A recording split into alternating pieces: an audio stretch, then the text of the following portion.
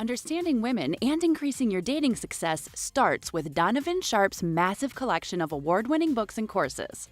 Get off to a fast start and jumpstart your masculine renaissance with the 49 Laws of Sharp. The 49 Laws of Sharp is the perfect quick start guide for any man new to this community looking for the answers that keep them up at night after a bad experience with a woman. So many men ask themselves, why did she cheat? How could I not see this coming? Why did I miss the signs? And how can I avoid this in the future? The 49 Laws of Sharp will answer these questions and many more. This will give you a rock-solid foundation upon which to build, develop, and cultivate your newfound identity, and put you miles ahead of your competition. Most men have never had access to this valuable information, let alone understand and apply it. But the 49 Laws of Sharp will give you an unfair advantage over men and women. This treasure trove of valuable knowledge is available in audio, video, ebook, and paperback. Next, supplement your newly acquired foundational knowledge, supercharge your dating life with Donovan's 25-hour course, How to Master the Game. How to Master the Game will teach you the ins and outs of the player life, overcoming approach anxiety, identifying women who you want to approach, text game, first date principles and logistics, avoiding the friend zone, and so much more will be covered extensively. Also included are the bonus podcasts that will cover how to dress, Tinder game, and much more. Put simply, How to Master the Game will turn you into a stone-cold assassin with the ladies. Available in video and audio format. If you're not the kind of guy who wants to live the bachelor life, or you've had your fill of the player life and are looking for something a little more fulfilling, How to Build a Quality Woman from the Ground Up is a must. Donovan's 5-part, 7-hour audio course will show you step-by-step how to find, cultivate, and sustain a solid, healthy relationship. Everything from selecting the right woman, to coaching and correction, to what to do between the sheets.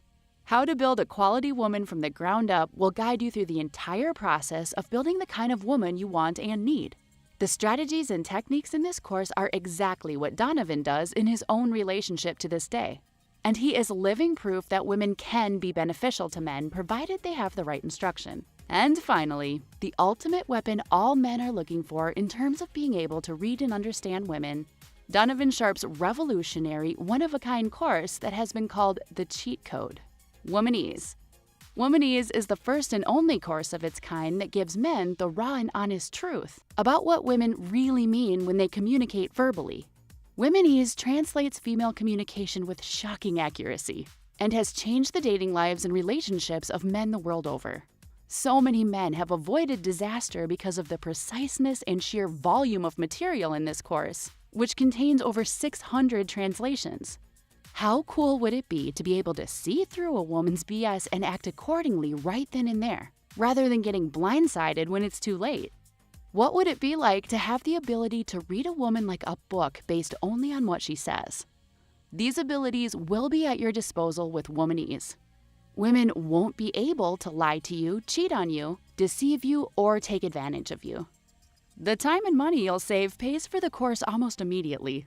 Womanese is available in video, audio, ebook, and paperback format, and can be purchased one volume at a time or all at once.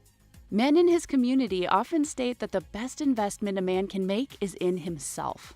Donovan's extensive educational materials will take your life to the next level. And the only place you can get this life-changing knowledge is tsracademy.com. Link in description.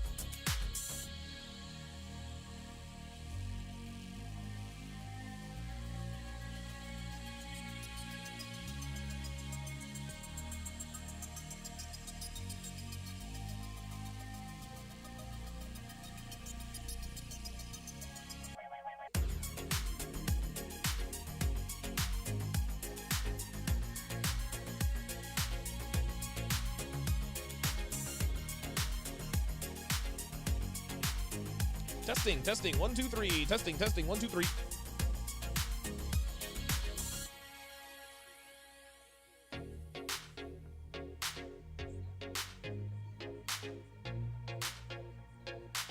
Stop the cap. What the French toast? Oh my God.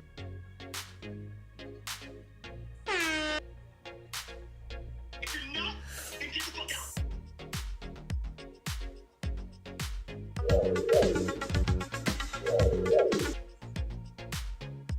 A grenade.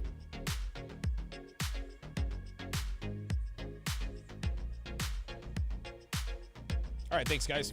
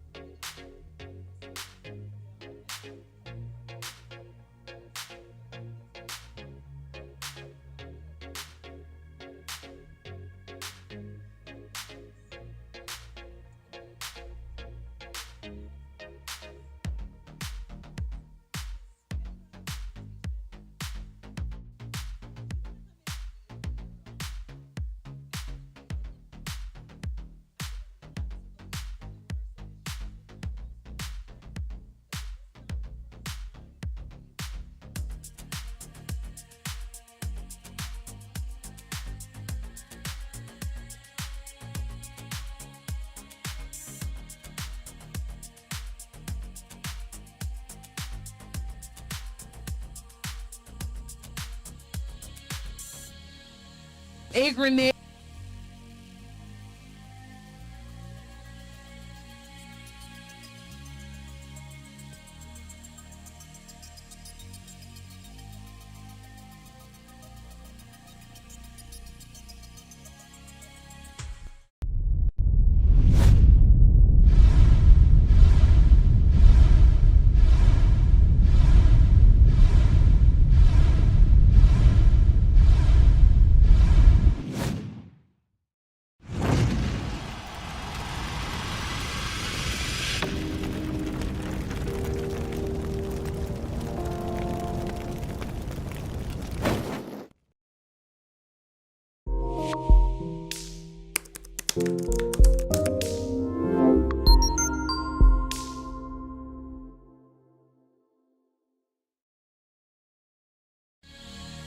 A woman never belongs to you.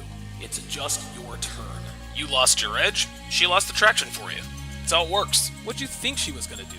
Tell you she cheated? Men cannot afford to get complacent in relationships. Get your fat ass off the couch, start lifting weights, and learn game. You're welcome. And now your man, Donovan Sharp. What's up, guys? It's your man, Donovan Sharp, and welcome to the 910th edition of TSR Live, your daily dose of toxic masculinity, misogyny, and small bleep energy. It is Wednesday, December 28th of 2022. There are less than 3 days left. Actually, less than 4 days left. Oh boy, there's my math genius shining through. But less than 4 days. Wait, 29, 30, 31. Okay, less than 4 days left in 2022. Woo! Wow, Jesus Christ. And I'm a grammar Nazi. You guys know how that goes. As always, we are multi-streaming live simultaneously to Facebook, Twitch, YouTube, mgtow.tv, manosphere.tv, DLive, Rumble, and Twitter. And of course, in crystal clear, high-resolution 4K 2 Sharp stream, which is absolutely free on the App Store and the Google Play Store for iOS and Android. So however you're watching, wherever you're watching from, thank you for making the Sharp Reality Live a part of your daily routine. Are you kidding? This is what I hate about iPhones. Hang on, guys. Let me dismiss this update here. Good God. Yeah. Technology problems, right? All right, let's see here. Let's no. Damn it. Come on. No. Oh,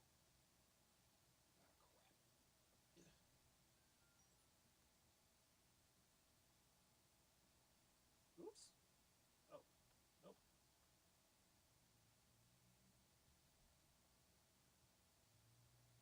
The hell? Oh boy, now we got all kinds of fun going on here. Hang on, guys. Oh boy. Nope, that's me. That is, I don't know that that's the one. We do it live, guys. We do it live. There we go. There we go. Now I gotta be careful not to turn it off. Are you serious? You know what? Here's what I'll do. Here's what I'll do. Oh, this is too funny. This is freaking hilarious. So what I'm going to do here, guys, you guys are going to see my skill. You guys are going to see my skill here in real time. Just give me a second. Hang on a second. I'm going to rotate this bad boy. Transform. Oh, wait, I have to unlock it first. There we go. Yes, we are experiencing technical difficulties. No, it's not on port. It's a malfunction with the iPhone, but that's okay. I'm going to rotate it 90 degrees counterclockwise. What the hell? Oh boy. Okay, well, I guess we'll just leave it like that. Hang on, guys. Hang on. I don't know why it's not allowing me to rotate. Oh, hang on a second. I know what I'll do. So what I'm going to do now is I am going to... So I guess this is going to be a... What? Devin, stop texting me. Jesus Christ. All right, hang on. Hang on. Yeah, I'm still... Where is a camera slider? Is that it? Ah, there it is. Okay, cool. Got it. All right, so now we are going to transform. Hey, there we go. All right, now we are going to pull this.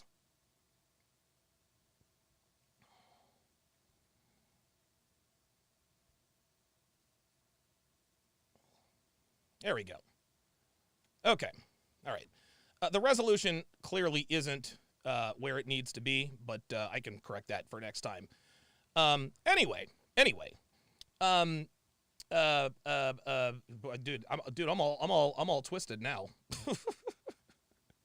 I'm all twisted now. Anyway, yes, I have a fantastic show in store for you guys today, even though it looks like I'm streaming in 420p, at least from this camera angle.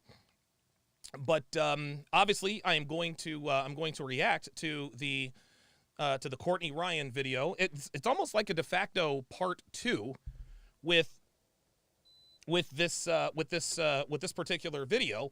But what I'm going to do first, what I'm going to do is we're going to go through and we're going to check out a couple of videos. I got a couple of videos that you know, basically women behaving badly. I've got a really funny short video that Devin sent me on Reddit, and it's really funny. It's short, but it's funny as hell. But first, just for kicks and giggles, this is called Miami Airport Freakout. Here we go. Okay, that was way too loud. Sorry, guys. Didn't mean to blow your eardrums. Here we go. All right.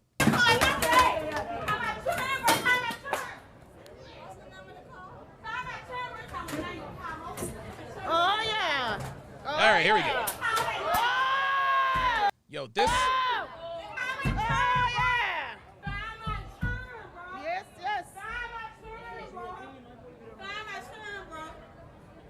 Oh, you know what? It's funny. When I watched this on my phone, I was actually thinking that this might have been a Hispanic woman because this was at the Miami International Airport. I try not to stereotype and, I try not to say, well, just because it's a woman, making an ass out of herself in a public place like the airport where she will most certainly be arrested. That might not be what it is, but yeah, it looks like that's what it is.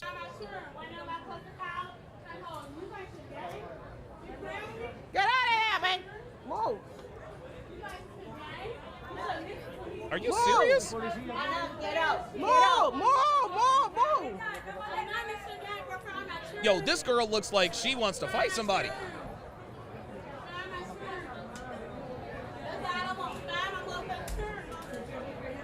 I don't understand what she's saying. She says, find my earrings. I don't know what she's saying.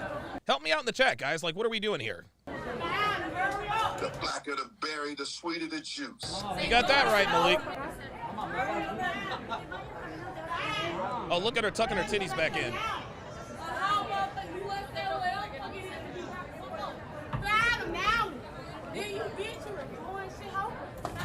Oh, uh-oh. Oops, sorry about that. Yeah, women behaving badly. Boy, oh boy. She seems like a lovely woman. Wow. My guess is that she was probably arrested on the spot. I would imagine so. Our next video, this is on Uncle Hotep's Twitter, because I have Twitter again. And I'm going to make sure I don't blast off your ears this time. Let's... Okay, here we go. Oh, high definition sound. Here we go. Let's check it out.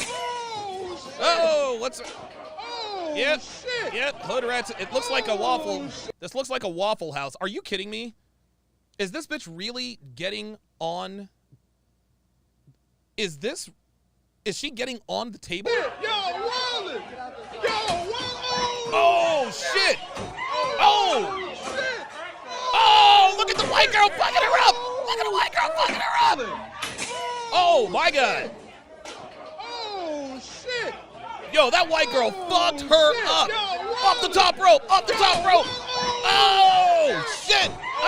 Look at the white girl. Yo, look at the white girl. Oh, my God. The white girl. Oh, my God. Yo. This has to be a Waffle House. But yo, the white girl was fucking her up. The white girl was fucking that bitch up. Watch.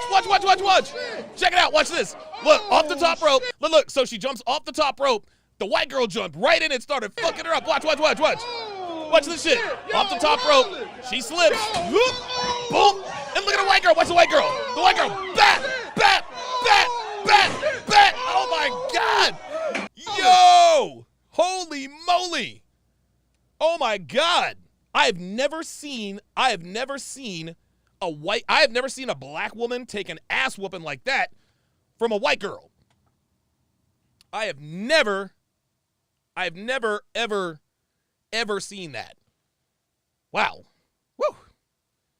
Boy, that was intense.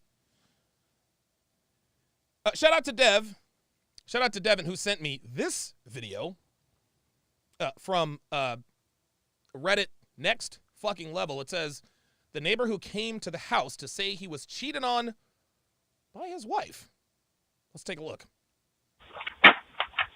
Hey, I live in the neighborhood. My Wi-Fi name is 1744. Your wife is cheating. I don't know how you did not catch on. Your address is 1744, but every day when you leave for work, a Nissan parks 3 houses down, walks up the side of your house, goes in your back door. I'm assuming you don't have cameras back there? Okay, your wife is smart, but she is unfaithful. I'm going to walk this way, but I don't live this way. Wow. When Devin sent me that particular video, she sent it with the hashtag bros before hoes. She sent it with the hashtag bros before hoes. I like how the dude was like covert about it.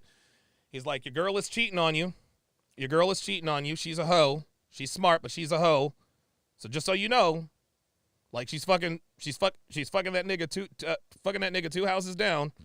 That nigga parks 2 houses away. He gets out of his car. He goes into the back door, and then he goes back door. He goes back door. Yeah, I got it done, DeMarco. That one, we got to look out for our own, guys. We got to look out for our own. Yes, the real MVP. Wow, New York's ninth wonder. Haven't seen you in these parts for a while. I'm sorry, there's a part 2? A part 2 to what? What is a part? Wait, hold. Is there a part 2 to the Waffle House video? A part 2 to the Waffle House video? Okay, if there's a part 2 to the Waffle House video. Oh, wow. Okay, Devin. Devin, I need part 2 of the Waffle House video. I need that, like, I don't want it. I physically need it. I have to know how the story ends, or I can't live. I can't do it. I can't live. Oh, it's not the Waffle House video. It's the... Oh, the cheating. Oh, it's the cheating video. Oh, damn! I was hoping the Waffle House video had a part 2. Okay, well, Dev, find me part 2 of the cheating video. This is one of the funniest things I have ever seen. The title of this is "Sick Human Tries to Eat His Own Pet." Let's take a look.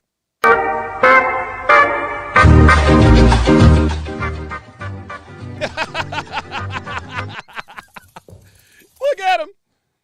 Look. Oops. We got to watch that again. Oh, wait a minute. We got to watch that again. This is so funny. I love this. Look. He's got the hot dog. Oh, he's like, nope, fuck that. I'm out. He's like, fuck that. That's funny as shit. Oh, here we go. Major plot. Oh, okay. Part 2. I live in the neighborhood.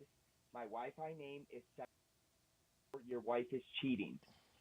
I don't know how you did not catch on. Your address is 1744, but every day when you leave for work, a Nissan parks 3 houses down, walks up the side of your house, goes in your back door. I'm assuming you don't have cameras back there?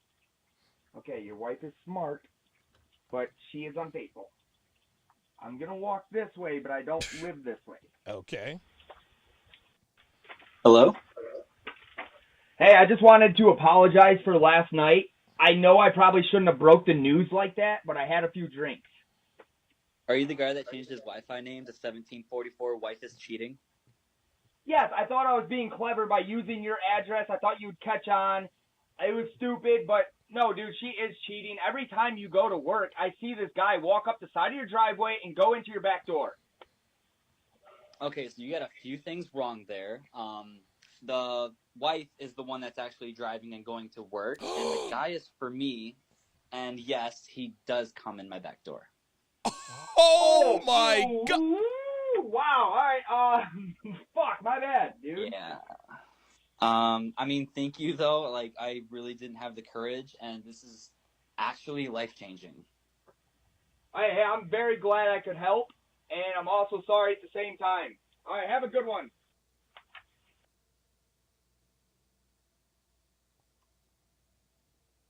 Oh, my God.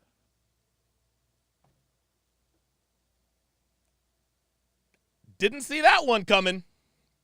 Didn't see that one coming. Oh, wow. Yeah, didn't, yeah. Yeah, didn't,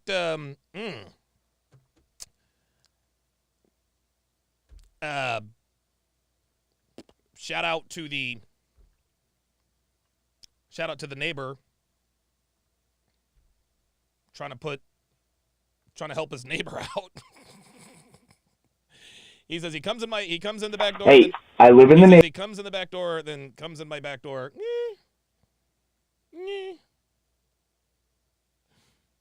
Oh boy. I need a reprieve from that. Let's watch the hot dog video again.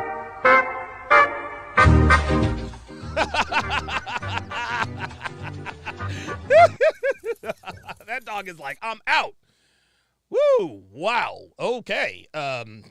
Boy, that was a shocker. That was a shocker. Last thing before we start the reaction here. So about an hour ago, I put up a poll.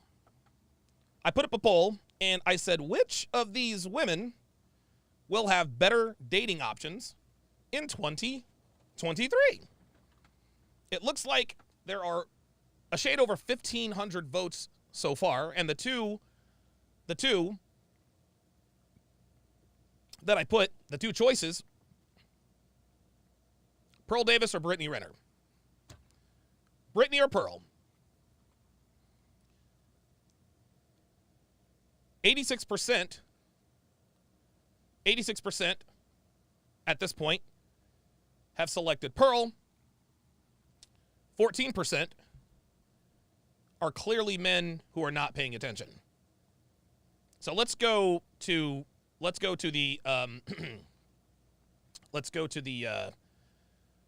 comments here. Casimir Petrov says it's amazing how many successful YouTubers Donovan has built. No, I haven't. I didn't build Pearl. I didn't build her. I just gave her an opportunity. I gave her, I exposed her to my audience. I flew her out to the CME. And yeah, I mean, I did it on my dime. I paid for a flight, paid for a hotel, all that. And yeah, I mean, and again, the reason I did is because Pearl is good people, man. She's good people. I've known her for a little while now. She and Devin get along great. They really like each other. And, she added value to the Not All Women podcast. And, fortunately for her, she used the exposure that I gave her to, do what she does now. But like I said, it's the same thing with Myron. I didn't build Myron Gaines. All I did was give him an opportunity. That was it. Both, I mean, and both people, I mean, dude, I mean, both are going to be over 1 million subscribers probably in the next half an hour, which tells me that if I didn't give them an opportunity, somebody else probably would have. Even if they didn't, they probably would have succeeded anyway, right? I mean, honestly, 1 million subscribers for each of those people. Even Kevin. Same with Kevin. I had Kevin on my platform when a lot of people weren't. And dude, I said it once and I'll say it again. I had Kevin Samuels made more appearances on my channel than he did anywhere. He made 48 appearances on my show. So I'm happy to be, but the bottom line is I didn't build Kevin. I didn't teach him the ways of the red pill. I didn't teach Myron the ways of the red pill. I didn't teach Pearl the ways of the red pill. These were already red pill aware people that I associated with. I recognized that they had talent, and I opened, I opened my, I gave them a platform to help them out. Maybe give them a little bit of momentum, and they seized it, and now they're successful. Again, 1 million subscribers. That has nothing to do with me. Yeah, I gave them an opportunity, but dude, 1 million subscribers is insane. That's insane. So yeah, good for that. Oh, somebody actually replied to that. Drew Frass says, but Donovan didn't build Pearl. I guess by proxy, she got big after FNF and Kevin Samuels. No, Drew. Pearl, when she came to Miami, when she came to Miami to the CME, she met some of the guys. She made the right connections. She made the right connections and used those connections to build what she's built today. Dr. B84 says, for dating, Brittany, but will be very short-lived flings. LTR Pearl, she's below average looking, but has qualities that'll make the LTR last longer. That's exactly right. Pearl she's attractive enough. Pearl has the level of attractiveness that's perfect for a long-term relationship. She's attractive enough for you to want to have sex with her, but not so attractive to the point to where she has an overinflated ego, like say a Cheyenne Reynolds or a Brittany Renner. Pearl, hands down. This might shock some people, but if you write a tell-all book, putting all your exes on blast, men with any sense won't come anywhere near you. That's exactly correct. Oh, this guy Drew Fraz again says, I agree, but Pearl is going to want a tall, high-value black man. Do you really think she qualifies for that? Yes, Drew. As a matter of fact, I do. As a matter of fact, I do. You better believe it. You better believe it. You better believe it. She absolutely qualifies for a high-value black man. She qualifies for a high-value man. She's young. She's not a hoe. And let's just say for the sake of argument, because I know a lot of people will probably push back on this. Let's just say for the sake of argument that Pearl has a body count of 257, right? Let's just say for the sake of argument. That's not true. That's not true. But let's just say for the sake of argument, she has a ridiculous body count. I can't tell. And guys, listen, I'm the slut whisperer, dude. I'm the slut whisperer. Dude, I break this stuff down all the time. I've observed a lot of people. And don't get me wrong. There's some women out here with some really with high body counts that are pretty good at hiding those promiscuous proclivities. But if you have a high body count, it is impossible for people not to see that on you. It is impossible for us not to see that on you. It's just like Tate said in yesterday's breakdown. When a woman's a hoe, we can smell it. We can see it. And the reason why we know it and see it is because most girls are hoes. Most girls are promiscuous to some degree. That's why it's not hard to spot them, because they're literally everywhere. Pearl has absolutely no slut tells. None at all. None at all. Not that I know of. She didn't have any tattoos. She doesn't even swear when I talk to her on the phone. No tattoos, no crazy piercings. She doesn't swear. She doesn't qualify. She doesn't qualify for a high value black man. Are you kidding me? She's a reasonably attractive American woman who is well-traveled with her family, not well-traveled on Instagram. She grew up with a strong father who is the true patriarch of the family. She had lots of siblings, lots of brothers.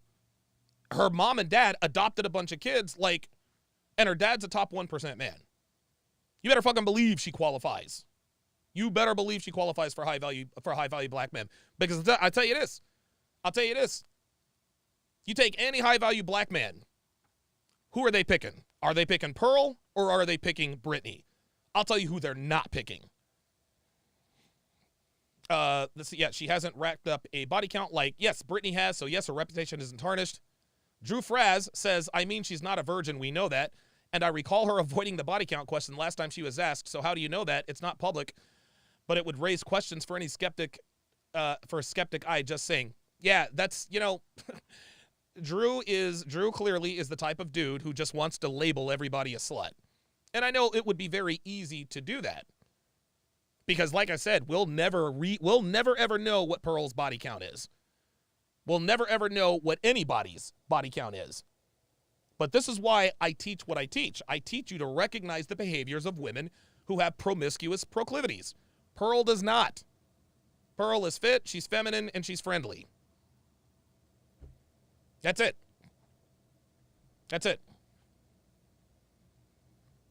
Let's see. I think Pearl can snag a man on her level, looks and financial status. Brittany ruined her chances of getting that. No man with money and common sense will take Brittany seriously other than sex. No, they won't. Let's see. Oh, look at this guy.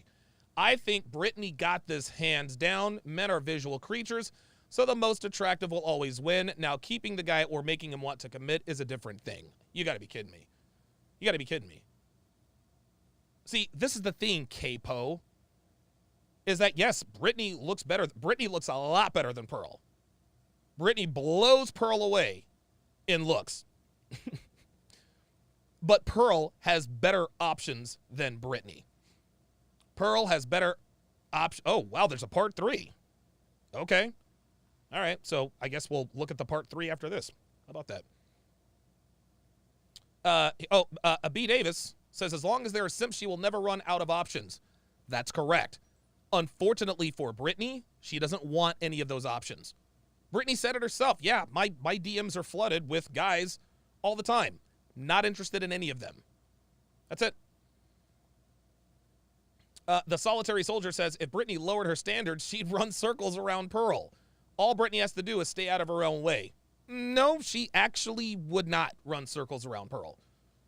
See, again, the Solitary Soldier, and this is, I'm respectfully disagreeing. I'm not going to call you names. I'm not going to call you names, but number one, we know Brittany is not going to lower her standards, as we know that it is impossible for women to lower their standards once they achieve a level of sexual success with higher value men. But number two, even if she did, the average guy still doesn't want to be fucking with Brittany Renner. I don't care who you are. That's the gag. Everyone, we will never know what any woman's body count is. But except for Brittany Renner. We have a pretty good idea as to what her body count might be, and it's a hell of a lot more than it is on the internet. I'll tell you that right now. This was a really good comment. It says, one is a pearl, the other is public property. Oof, wow. Wow. For the man, William Breeze says, for the men, Brittany wants, she won't have options.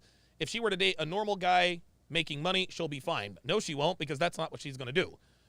Pearl is like 6'1". Chances are she'll want Pearl is not 6 feet. She's not 6'1". Pearl is 5'11". She's still very tall. She's not 6'1". 50 AK Ferrari F50 says, you see, I don't know if Pearl is a 304. I do know that Brittany Renner is. Exactly. Nat Turner.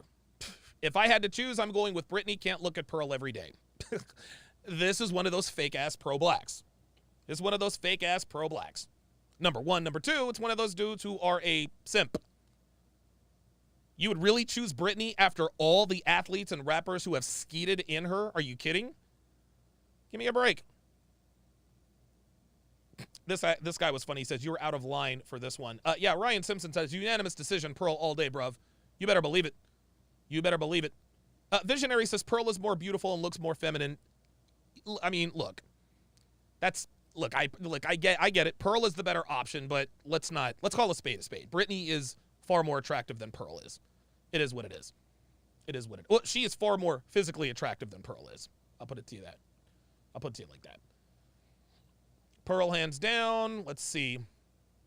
Oh, look at this. Roderick W. says, Brittany looks better and would have way more dudes in her inbox, but nothing meaningful would be the outcome of her dates. Well, that's exactly the point, Roderick. That's exactly the point. You see, I didn't ask who will have more dating options. I said who would have better dating options. You see, the only men that would approach Brittany are trying to fuck her. Do you think dudes are do you think guys are sliding into Pearl's DMs? Do you really think that they're trying to get, really trying to get pussy out of her? Honestly, ask yourselves this, gentlemen. Ask yourselves this. Do you think these guys sliding into Pearl's DMs are looking for sex? No, they're not, guys. They're not looking for sex. They're looking for relationships because they know that Pearl is not like that. They know that Pearl is definitely not out here she's not out here trying to be a Brittany Renner fucking anything with a Y chromosome and a blue check mark. Nah. And trust me when I tell you, there are some, I don't want to say too much, but trust me. Pearl's on a lot of radars, guys. Pearl is on a lot of radars. She's on a lot of radars. I can't be, whatever, but she's on a lot of radars, guys. There are a lot of, and dude, you can actually search YouTube. There are a lot of dudes. There are a lot of high value men that have endorsed Pearl as sort of, okay, yeah, this is the wife material. You better believe it. And again, Pearl even said it when she was talking to Brittany. She's like, hey, yo, check this out. Like, I've got dudes on that level sliding into my DMs. She said it. She said it herself. And the reason why is because they see, oh, wow, like, this is the antithesis of the thought. This is the antithesis of the modern woman. She's fit, she's feminine, she's friendly. She believes in traditional, conventional gender roles. She's not a hoe. She's not trying to be a hoe. She clearly wants a husband and a family. Well, there you go. There you go. Devin says, who would guys more likely claim in public as their woman? Yeah, exactly. Yeah, trick question. Trick question. Yes, Dime says, quantity, it's Renner. Pearl is going to have better quality pearls in the gym. She's going to be a wife by 2025. It's not going to take her long. I'll tell you that. This guy, listen, this guy, this is insane. Brittany will still have better options. Not every guy is going to want to know about her past or care. Let's just stop it right there. Let's just stop it right there. The only guys he said not every guy is going to know about her past or care. Rizan, I got news for you. Nobody doesn't know who Brittany Renner is. Nobody doesn't know that she is the industry side chick. Number one. Number two, the guys who don't care are the guys she doesn't want.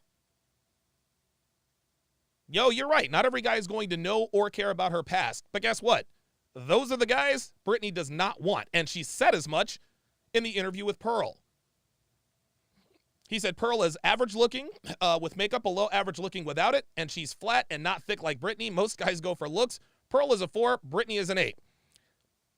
Listen, we can agree to disagree. We can agree to disagree there. But I'll tell you this.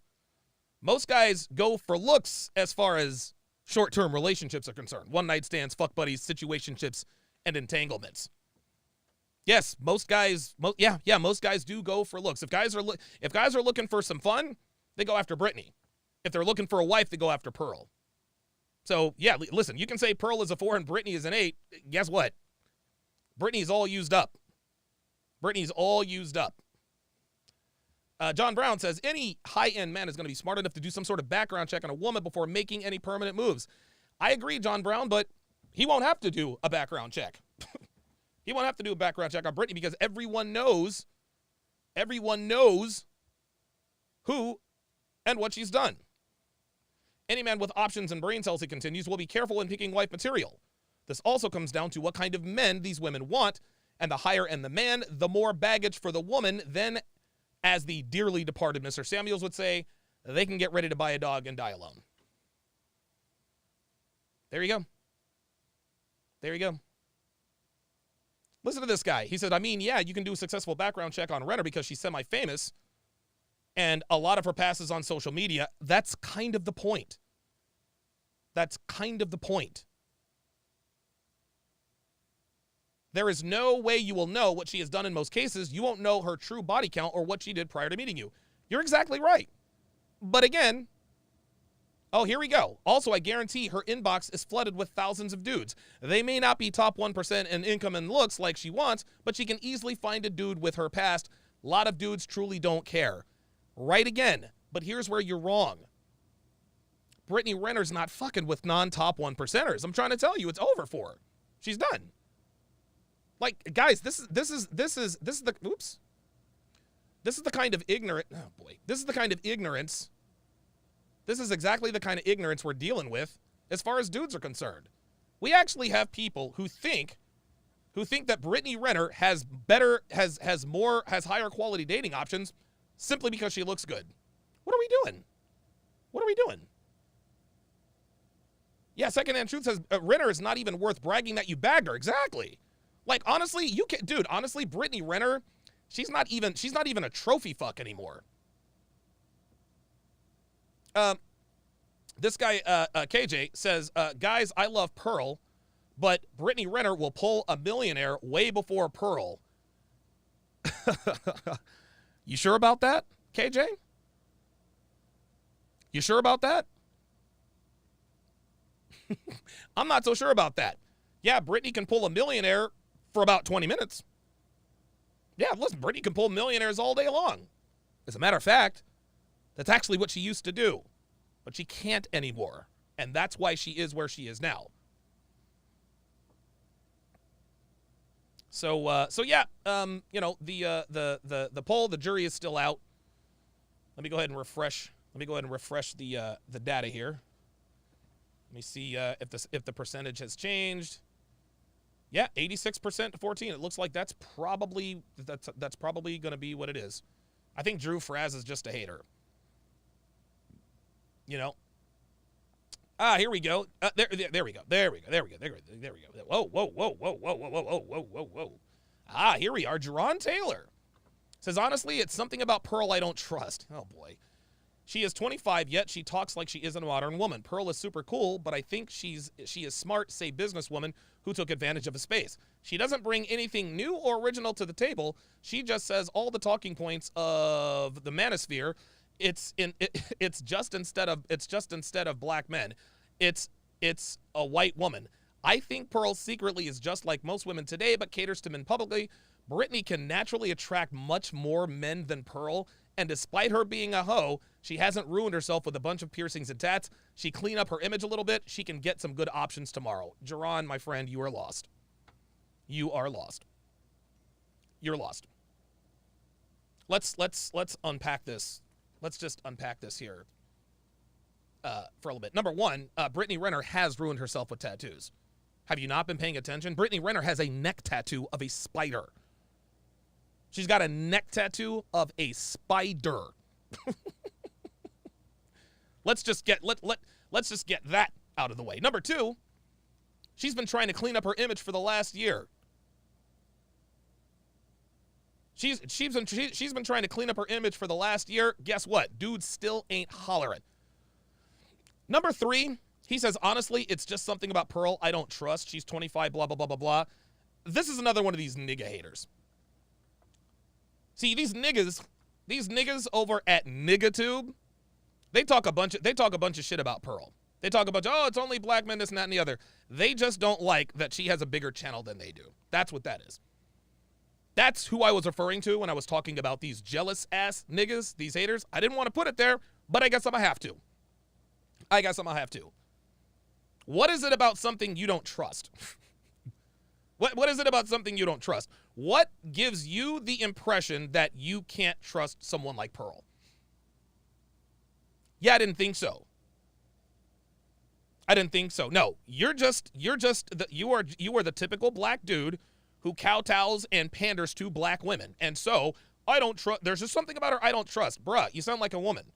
You need to substantiate your claims. Even if Pearl had a body count of 152, we would never know. And again, there is precious little evidence that she has an extended promiscuous past. What are we doing? Number one. Number two, she says she doesn't bring anything new or original to the table. Could have fooled me. No, she doesn't bring anything new or original to the table. When's the last time Brittany Renner and Andrew Tate were in the same room at the same time? I'll wait. Yeah, I didn't think so. Nothing new, nothing original. You kidding me? Better than 900,000 people would probably beg to differ. This is just, again, she doesn't bring anything new or original to the table. Dude, you're just talking to talk. You're talking to talk. You're just saying stuff. This is ridiculous. Then he says, she just says all the talking points of the manosphere. Okay, yeah. I also do all the talking points of the manosphere. But the difference between her channel and my channel is the fact that she gets people in the studio. She doesn't bring anything new or original to the table. She is the only other channel that even comes close to rivaling Fresh and Fit. She's the only other channel. And the reason why Fresh and Fit and Pearl and the late great Kevin Samuels blew up is because they took the discussion outside of the community. Kevin, Myron, and Pearl are bringing in outsiders that disagree with us and having discussions with them. How many YouTube channels are there? Like 1 billion? There's only 3 that really does what they do. So miss me with the nothing new or original. And yeah, she does say all the talking points of the manosphere. So do I, so does Myron, so does Rollo. You're not hating on that, are you? Then he says, it's just instead of black men, it's a white woman. I think Pearl is secretly just like most women today, but caters to men publicly. And what gives you that idea? What gives you that idea? Look, you can have your opinions. That's not against the law. But why do you think she is secret? So basically he's saying that Pearl is a low-key hoe. Like she's a sneak. Okay. So, what makes you think she, listen, you can say that, you can have that opinion, but you can't just say, well, I just think so. No, man. Like, dude, I've got the slut radar, guys. I've got the slut radar. 99.9% accuracy. I've been fooled before, but that was a long time ago. I've talked to Pearl. I've met her up close and personal. And again, I'll never know what her body count is, but I think I speak for everyone when I can say that there are no discernible slut tells with Pearl. And caters to men publicly. What, so agreeing with male talking points means she caters to men? See, that's the problem with these jealous YouTubers and these commenters. She happens to agree with men. Guys, the manosphere has been bitching and moaning about the fact that all women are like that and they never care about men's problems, blah, blah, blah, blah. They don't have. Pearl is advocating for men. Pearl is advocating for men. But when a woman actually comes into the space and actually adds value and gets eyeballs, she's catering to men publicly. But then he says Brittany can naturally attract much more men than Pearl. Many more men than Pearl, number one. Number two, yes, she can. And she has. Here's the problem. The men that she naturally attracted back then don't want anything to do with her today. And then he says, despite her being a hoe, she hasn't ruined herself with a bunch of piercings or tats. Devin put in the chat, along with the Black Widow spider tattoo on her neck, she's got an arm tattoo, a thigh tattoo, an ankle tattoo, and a chest tattoo. Brothers, we got to do better. We got to do better, man. We got to do better than this, man. This is what's wrong with niggas. I'm trying to tell you, this is what's wrong with niggas. This is what's wrong with niggas, man. Y'all are something else. I'm telling you what. Y'all are something else. If you were to dude, honestly, if you were to ask this nigga which one would you trust? Which one would you trust more to be married to? Yeah, exactly. Unbelievable, man. Unbelievable. Let's take a look at a couple more and then we will get to the breakdown here. Jay Burnham says the simp economy. Oops. Oh, crap.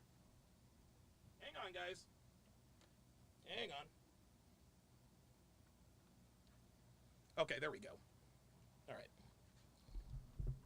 Okay. No, I can't see myself. All right, well, I'll work on this I'll talk while I work on this. I don't want this to be too much dead air.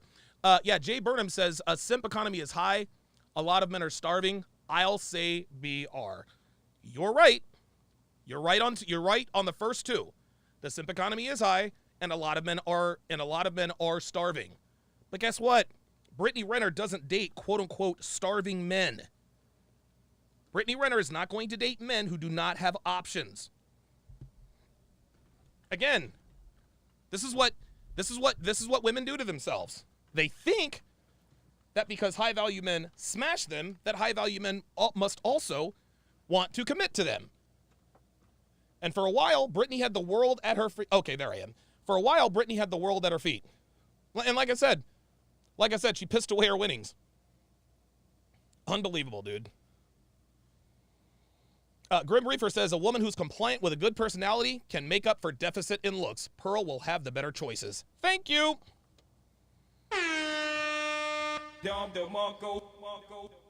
you go. There you go. There you go. Oh, good God. Looks like I've frozen. Dude, I don't even know what the hell to do with my with the camera. I'm just gonna have to keep it here. Let me read these super chats and then we'll get started here. Let me go ahead and bring this up. Oh, no. Actually, hang on. There's a part 3. There is a part 3. Okay, here we go. Here we go. This is I'm going to let me go back to this part 3 here. Jesus Christ, the plot thickens. The plot thickens. All right, let's see what's going on here with part 3.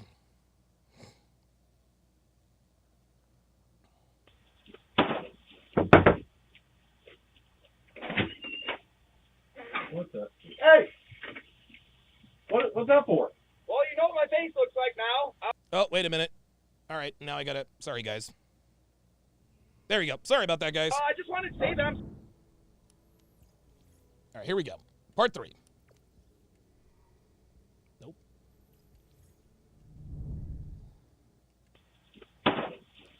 What the hell did he leave at the... What the? Hey! What's that for? Well, you know what my face looks like now. I just wanted to say that I'm sorry for everything. I feel like I've ruined your family. I feel terrible. Dude, what are you talking about? What? For accusing your wife of cheating on you and then you had to come out as gay because of it? I talked to you yesterday about this. Why are you acting dumb? Yesterday, I was at work all day yesterday. What? Shit! Shit, your voice does sound different, dude. We've been played. Well, you've been played. Fuck, man, she's cheating on you. There's a black Nissan that parks down the road when you leave for work, and then he comes in the back door. Fuck. Comes in my back door? Yeah, dude, I thought you were gay. What kind of Nissan is it? Ultima. Does it have dark tint windows? Yes, it had dark tinted windows. Oh, shit, not again. What? Not... Miranda! Whoa, hey, don't leave me out here. Come on, I'm invested now. Okay, so that, to me, sounds like it's a little too scripted. Sounds a little too scripted. Like, I like the idea. They should have, if they really wanted to make this sound real, they probably should have just left it at the part 2. They probably should have just left it at the part 2. So, all right. Very good. SDS MSM Gaming, $2 super chat, says there is a part 3 to the neighbor telling the other. Okay. All right. Let's see.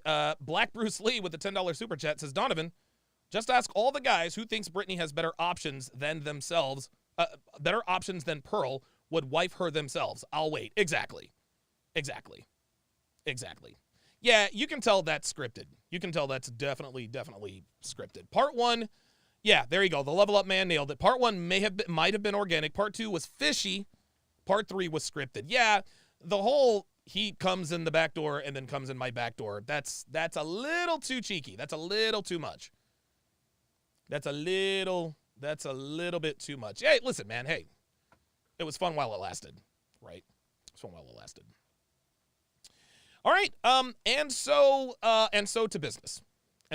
So, Courtney Ryan, whom I have been extremely critical of in the past, and I was critical of Courtney because she's basically an attractive woman who talks about relationships and just talks about subjective truths all the time. All she used to do really was, she doesn't agree or disagree. She doesn't take any stances. She just rides the fence and basically just gets a bunch of views. Now, the thing is I don't know why she would change the formula, because the formula was clearly working. I don't know. Who knows? Maybe. I don't know. I'm a nobody. Maybe somebody tipped her off.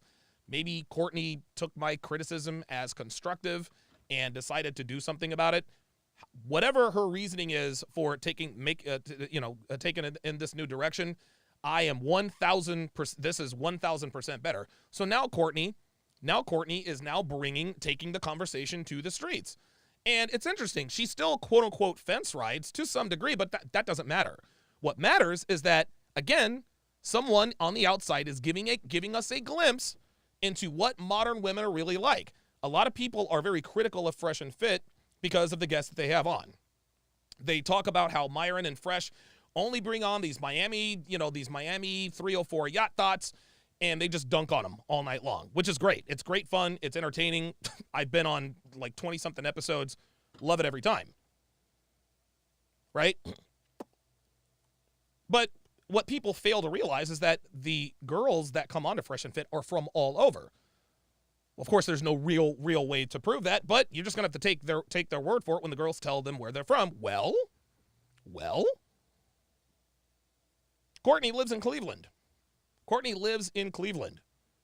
And these girls appear to have exactly the same mindset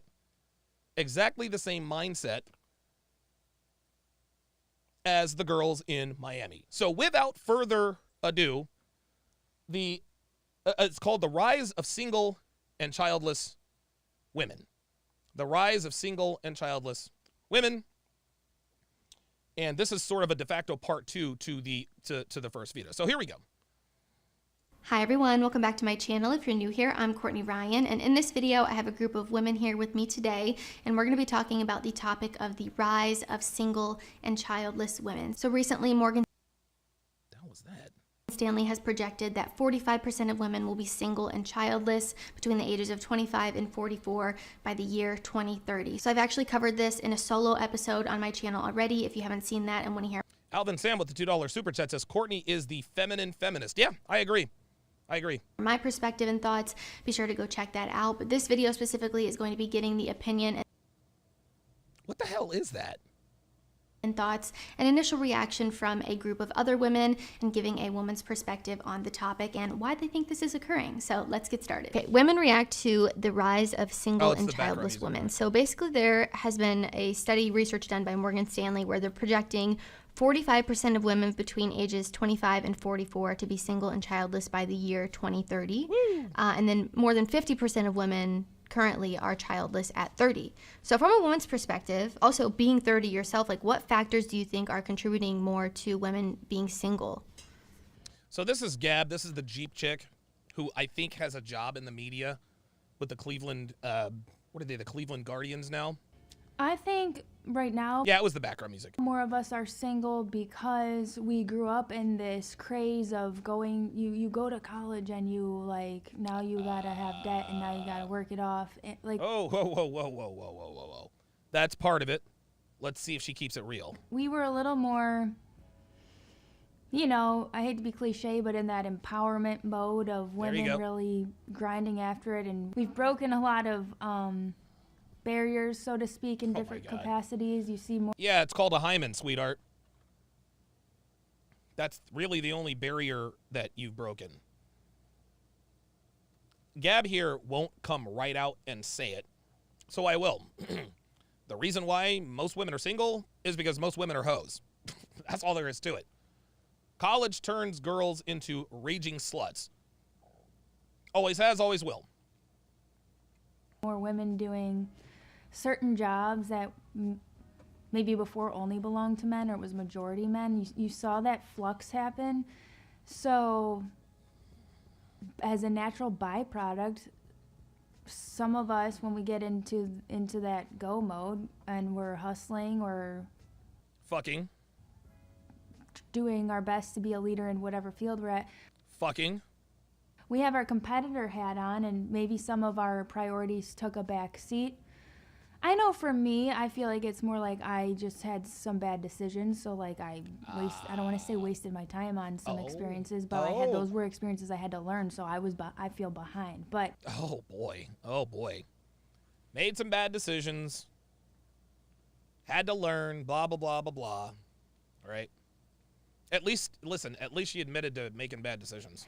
I can't speak for everyone though. Those are just my experiences. So I think it could be a combination. Maybe, yeah, there's less pressure to settle down than there was so many years ago. Mm-hmm. And truthfully, I always look at the glass half full. So I'm kind of like, you know, I'd rather live it up, be a little selfish, and then when the time comes, there we go. We be popping out these kids, and I will feel like I've lived my life and I can be fully present for them. You know? And therein lies the problem, Ms. 420. Therein lies the problem. I want to be selfish and live it up. Translation. Fuck around. That's it. Women are allergic to just saying sleep around. They call sleeping around so many different things. Living it up, being selfish, finding myself, partying, giving myself, they call it everything but being a hoe. They call it everything but being a hoe. And she literally just told us the playbook that we've been telling you guys about for the last decade and a half. Sport fuck alpha chads in my 20s, then when I hit 30, settle down. But a funny thing happened on the way to the perfect game plan. The red pill community happened. This is why guys like Andrew Tate, Myron and Fresh, Pearl are so heavily scrutinized, because the jig is up. Gab just sat here and told us what the typical playbook is for the average rank and file American woman. Be a hoe until I can't be anymore, then find a sucker to bail me out of my bad decisions, put a baby in me, and now I'm set for life. Here you have it, guys. Here you have it. You know, because it's not about me anymore, my life and all the things that I want to do, because I didn't get to do them, and I'm going to hold the resentment against the kids now. You know. Did you hear? Wow, that was wow. Honestly, this girl's rationalization hamster is by fucking onic. Listen to this. Listen to how she just breezed past this. A little selfish, and then when the time comes, we be popping out these kids, and I will feel like I've lived my life, and I can be fully present for them, you know, because it's not about me anymore, my life and all the things that I want to do, because I didn't get to do them, and I'm going to hold the resentment against the kids now. Interestingly enough, this is exactly what happened to my mother. This is what happened to my mom. This is why my mom was selfish. She said she got robbed. She got robbed of having her fun. So she decided at the age of, how old? So I was 15. My mom is, 15. So at 31 years old, my mom decided to abandon the family to chase after a bad boy in Detroit. Didn't work out too well for Mama Sharp. But for this woman to sit here and Jesus Christ. For this woman to sit here and characterize, god damn, my eyelashes are fucking long today. For this woman to sit here and characterize childbirth and motherhood as something that would make you resent your children because you didn't get to fuck a bunch of guys and party and go on yachts and get butt fucked in, movie theaters. You're going to resent your kids for that? That's ridiculous. She doesn't even realize what she just said. Hold resentment against the kids. Unbelievable. No. Devin, this is a very good comment here by Dev. She says, were women conditioned to think that life ends when they have children? Get that degree after you raise your kids. You have the rest of your lives to work. There you go. No, I think that it's okay if you're a late bloomer. I'm a late bloomer to everything, and I don't feel that there's shame in that. But I think if I had to pinpoint it, I think part of it is the workforce situation. Part of it might be people had more room to have experiences, and so now they're just waiting on the one. I would strongly advise whatever employer she has, she should probably be drug tested. She should probably be drug tested because, that bitch is as high as a satellite. Woo. I think a lot of it, the Pagani, the Pagani girl, the Pagani GT girl, the girl who wants a $3.5 million hypercar, the 4,000 to 5,000 square foot house, nothing too big, just 4,000 to 5,000 square feet. 3 bedrooms, 2.5 bathrooms. Oh, no, wait, we have to have 3.5 bathrooms because it's drama with more girls in the house. Put it on a, small plot of land. I don't know, 5 acres, give or take. And, hey, look, if we have to go bigger, we'll go bigger. But no, she doesn't want the Pagani. That, if she was being reasonable, I think she said she wanted a Ferrari. Yeah, listen, if we're going to be reasonable, let's go with the Ferrari. That's who this girl is. Like I said, is hookup culture. I think that is such a new thing for younger generations. Oh my God. Hookup culture is a new thing for younger generations. Are you kidding me? Dude, the younger generation invented hookup culture. What are we doing? Jay Blaze, yeah. This is the girl that's 23 going on 40 in dick years. Yep, that's it. Yes, the chickens, the goats, and the unicorns. That's exactly right. That's it. There we go. My bad. It's just a younger crowd that by the time we were 30, that all the gems are taken. And it's, if you find a good guy, like, it's hard to trust them and really think that they're honest, because some of the candidates you meet nowadays are just the worst. Yeah. Oh, imagine that. Oh, God. When you get to 30, all of the gems are taken. There's a reason why. Because gems don't want bitches over 30. That's just how it goes. That's how it goes. I think it's that accessibility that wasn't there prior. So if you think about it, like my grandmother and my mom weren't able to have their own bank accounts. So like now that I have more financial freedom for myself, I don't have to get married to secure that financial freedom. Okay, that makes sense. But has that helped or hurt you? Like, dude, like it couldn't even have. So she went right to the feminist playbook. The question was, why are most women single? Why did Morgan Stanley, their numbers, they projected 45% of women are going to be single and childless, by the age of 30, or some crazy number like that. Yeah, like a woman, whether a woman has a bank account or not, that doesn't affect their sexual decisions, number one. Number two, the reason why women are single is because they're hoes. No, your grandma might not have been able to have a bank account of her own. Okay, fine. But something else she didn't have access to was a Tinder account, a smartphone, Instagram. She didn't have that, did she? Now ask yourself this, Miss Marcia. Would you rather have a bank account or an Instagram account? Honestly, ask the average rank and file woman. Ask the average rank and file woman. Would you rather have a bank account or an Instagram account? You can't have both.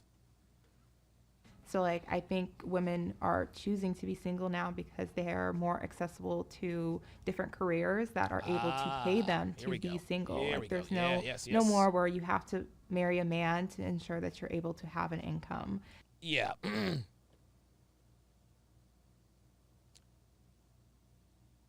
She's only half right. Let's listen to that last 10 seconds one more time, because she said something very important here. Listen. So like I think women are choosing to be single now because women are choosing to be single now. All of these women are in their 20s. There's one who's 30. Women choose to be single in their 20s. But when you're in your 30s, that decision is made for you rather than made by you. That is a clear distinction, gentlemen. Listen. Do not overlook what she just said.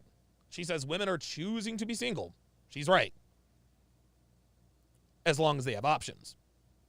Women are the only women who choose to be single are women who are still young and pretty and fertile.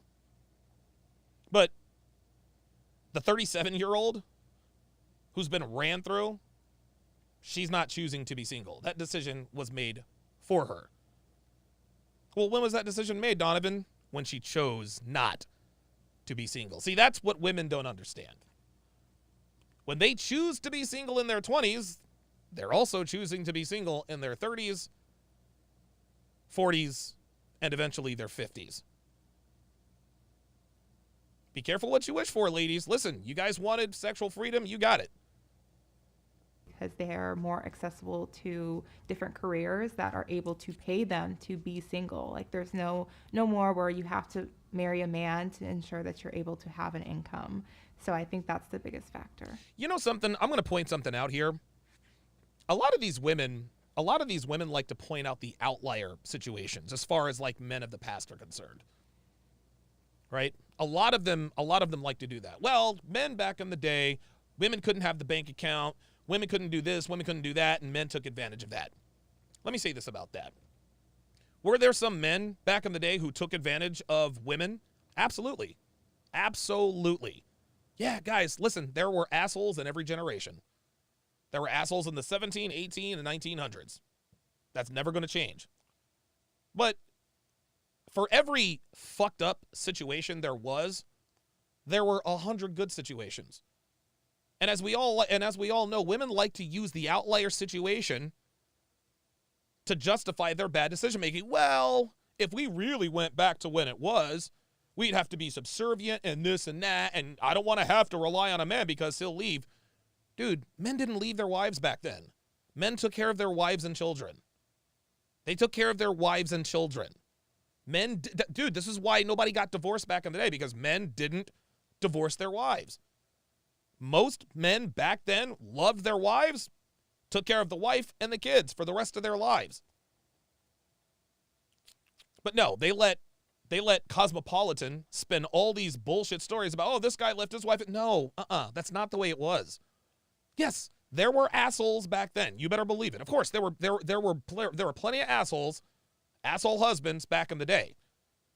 But the percentage of men who were assholes and misogynistic and abusive compared to the men who were actually good family men, dude, it's night and day. It's night and day. Women are basing their mindset on something that almost never happened. Almost never happened. The average wife back in the 40s and 50s was in a great happy marriage. Every once in a while there was a woman who was in a bad marriage, but those are few and far between. Just keep that in mind. Keep that in mind. I think there's a lot of things. I think that, like, even just our parents' generation and the generation before them, like, women depended on guys to be their provider. Here we go. Because they maybe didn't have the opportunities or just, like, weren't as career-oriented as women are now. So I think that women got married a lot younger previously, like, so that the guy could provide for them. Yes, that's kind of how it works. That's kind of how it works. So I think that because women... Roderick Thomas says, you can't use the outlier for the overall situation. That's living in fear. If I get a job, I can't do what I want. Yeah, that's exactly right. That's exactly right. But that's not really why women choose to be single. Women choose to be single because they want to be hoes. That's it. Women have careers now that they might kind of like push off that part of their life. And then also, like, just with like modern medicine and fertility things, like you can like freeze your eggs or embryos and like have babies later in life, which that wasn't like as common or as available before. Do you know how much IVF is per try? Do you guys have any idea how much IVF is? Yeah, try $25,000 a try, y'all. $25,000 a try. And then I also think the amount of options that we have because of the internet, whereas before, you had your people in your area, but now, like, because there's just endless options, I think that, I don't want to say people, like, don't settle, but they keep dating, hoping to find someone better. That's literally what they're doing. Literally what they're doing. That's the problem. One of my sales trainer, two of the greatest sales trainer of all time, Damon Lindley and Joe Trainum. Those guys taught me everything. They taught me everything I know about the sales game. I remember one afternoon, Damon told me, he's like, look, Donovan, you can't give customers too many decisions, because if you give them too many decisions, they're not going to make a choice. They're going to get confused and overwhelmed. That's what's happened to the dating market. This is what's happened to the dating market. Women have way too many options. You combine the endless options it's not endless options, but you combine the abundance amount of options that women have today, combined with a culture that says, don't settle. You deserve him, girl. You deserve a top 1%er, girl. This is exactly the reason why the dating market is a shit show. So I feel like people don't always appreciate like what they have as much. Hey, man. Finally, somebody spoke the truth. Devin says, I had a friend that did IVF. The baby ended up not being her husband's. It was the doctors. Happened in Canada to other patients. Oh, I remember that, Dev. I remember you telling me that.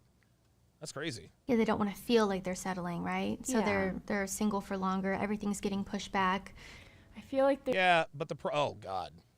Oh, this right here, this girl right here, this girl, Erica, this girl's a super hoe. This girl's a super hoe.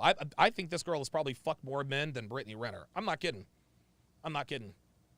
Girls who look like this, that have her mindset, are always epic sluts, man. There is no doubt about it. There's this rise of, like, independence with being a woman. Like, you don't need... Translation, you fuck a lot. Need a man. You don't need a partner. You can just do everything on your own. I think that has to do with it. Just this idea of being independent and, you know, getting your own career and all of the above. Makes it harder to be with somebody and less. Guys, you got to watch out for women like this. You got to watch out for women like this, man. You really, really do. You really, really do. You gotta watch out for girls like this, man. These are the girls. These are the girls that will absolutely. They will pull the wool over your eyes, man. Dude, she will pull the wool over your eyes. It's likely that you need to be with somebody. You don't need to rely on anybody, and the goal is to not rely on anybody, so it's just not in the forefront of your mind for something that you're, like, thinking about. You're, like, when you're growing up, you're thinking about, like, your career and how you're going to support yourself, and I feel like the world is just a very one-person show now. No, it's not. And the late, great Kevin Samuels said this all the time. He said this all the time. The world, the economy is not designed for single people. It's not. The economy is not designed for single people. These women who think they can be all out here and, I'm independent and this and that and the third, dude, they either end up broke, alone, or both. I think in one of the Oriental countries, is it's like older women are starting to live with each other now because, well, they don't have any men. They don't have any men. That's what's gonna end up happening here. Maybe because I'm going to put myself on blast, but maybe because expectations are just too high, like I just said myself, and realize that... Yeah, oh, yes. There we go. From the very first video, all the women talked about what their expectations were, and when Courtney hit them with that truth bomb, they were like, oh, shit. It's not that realistic. There you go. And I just feel like with this day and age, men are just a little bit different, and marriages are almost just short-term relationships nowadays. So I feel like it's very hard for a woman to take a man seriously, let alone have a child with him, when you don't really know when he's going to leave you or you want to leave him. Ah, she's speaking the truth here, guys. She's right. Men have changed. Men have changed. Feminism has castrated masculinity. It's castrated masculinity. It's almost against the law to engage in masculine activities. Street harassment statutes, the M2 movement, all of that stuff. Hell, I think there was a law in England that you could be arrested for just going up and talking to a woman. It's ridiculous. It's ridiculous. So yeah, she's right. Men are not the same. What feminism did was it gave leverage to the top 15, 20% of men. Top 15, 20% of men. So it's less commitment. Sadly, yeah, I'm not for it. I think it's actually very sad, but I feel like that's what it is. Hang on a second. Let me back up here. Oh, God, this fucking bitch. Listen to what she says. Hard for a woman to take a man seriously, let alone have a child with him, when you don't really know when he's going to leave you or you want to leave him. That's false. That's false. Yeah, South Korea, that's where it was. That's false, what she just said. Because you don't know if you're going to leave him or he's going to leave you. Guys, women end 95 to 99% of relationships. This is marriages and relationships. Men don't leave relationships. We don't. We don't. You ask the average woman how many times she's been dumped. They can probably count on one hand the number of times they've been dumped. And honestly, a lot of women will probably say one or two, probably none. You ask the average man how many times he's been dumped, he's going to say, well, how many girlfriends have I had? 11? I've been dumped 11 times. It's incredible that we have that this narrative that I have to do X, Y, and Z in case he leaves when it's women who are the ones doing the leaving. Women filed 75 to 80% of divorces in non-lawful relationships, marriage, stuff like that, just regular relationships. Women end those 9 times out of 10. Men don't leave women. Men don't divorce women. It's the women who are doing the leaving. So it's less commitment. Sadly, yeah, I'm not for it. I think it's actually very sad, but I feel like that's what it is. I think maturity has a lot to do with a woman deciding to be with someone or not. Oh, yeah, this is the single mom who wants a dude who makes $600,000 a year yet. And I feel like we are in a day and age where everyone wants to be like the coolest person, like the most liked person, the most... You're talking about women, sweetie. Attractive person, the most sought out person. The most sought out person attracts many people to them. So women might not like that about, a man.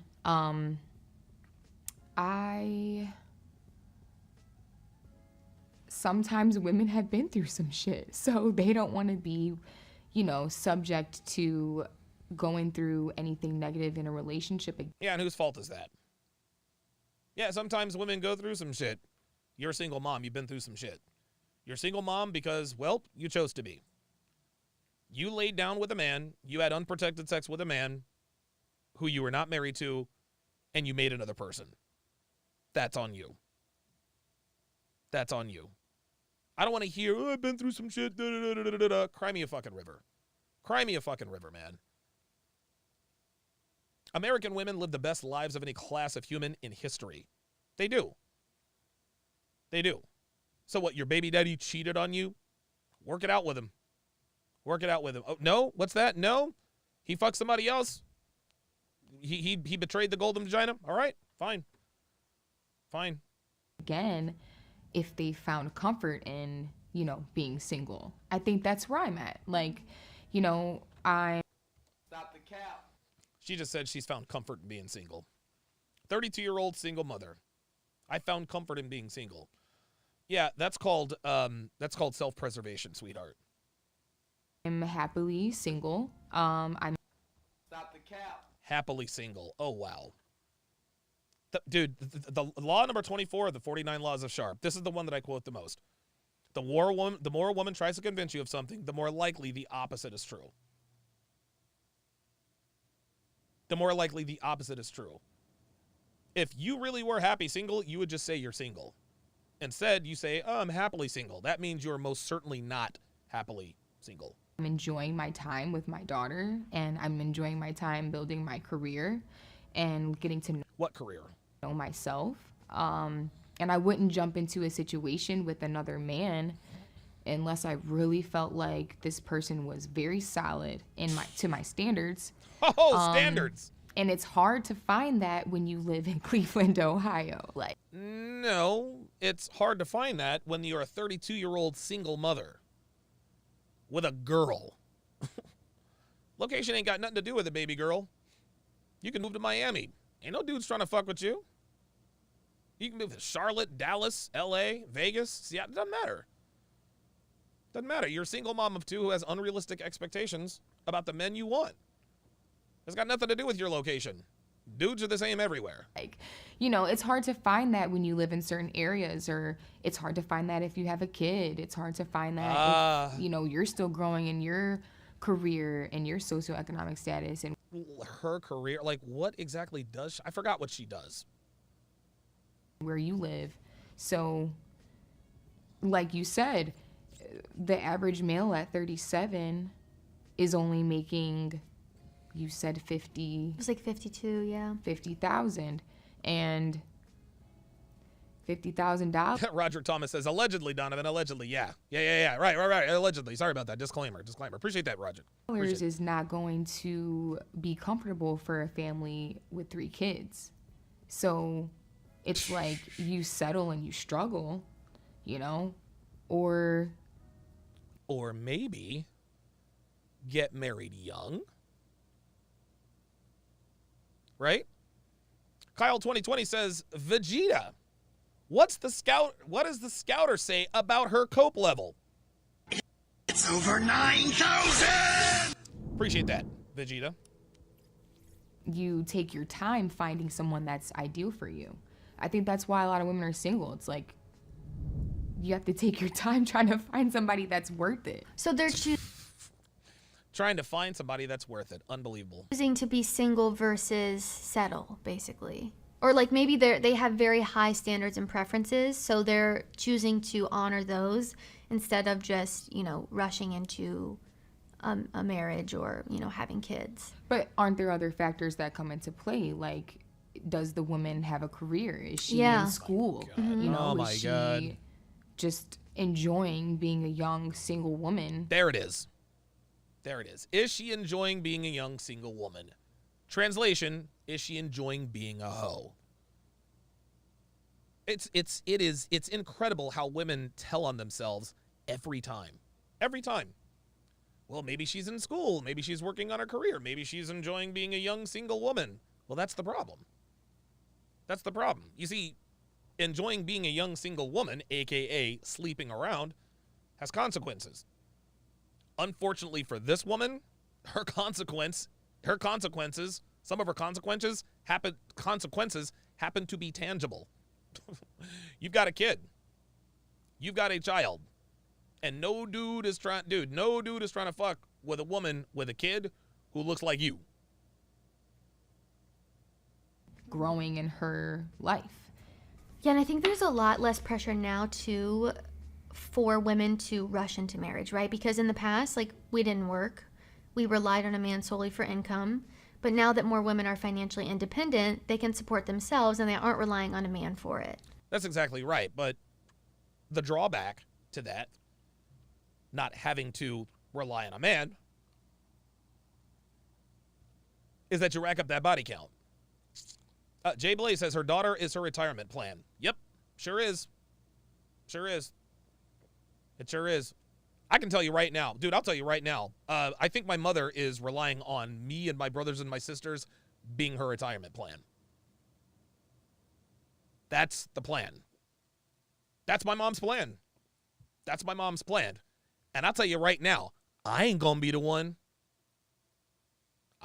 No, not this. No, not Donovan. And you guys know me, man. I don't refer to myself in the third person, but no, sir. Sorry. Sorry. No, sir. No, sir. No, sir. No, sir. I am not about to be a sonsman. I am not about to. No.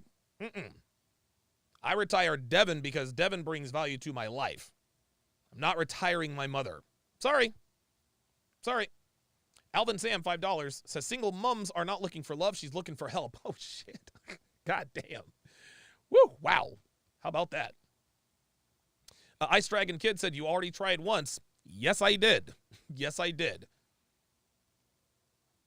Right. So they're just single because they're not, relying on a man to support them in their lifestyle because they're paying for themselves. But it's interesting because even though women are more financially independent and we're working ourselves, we still tend to want someone who is at our level or above. Higher.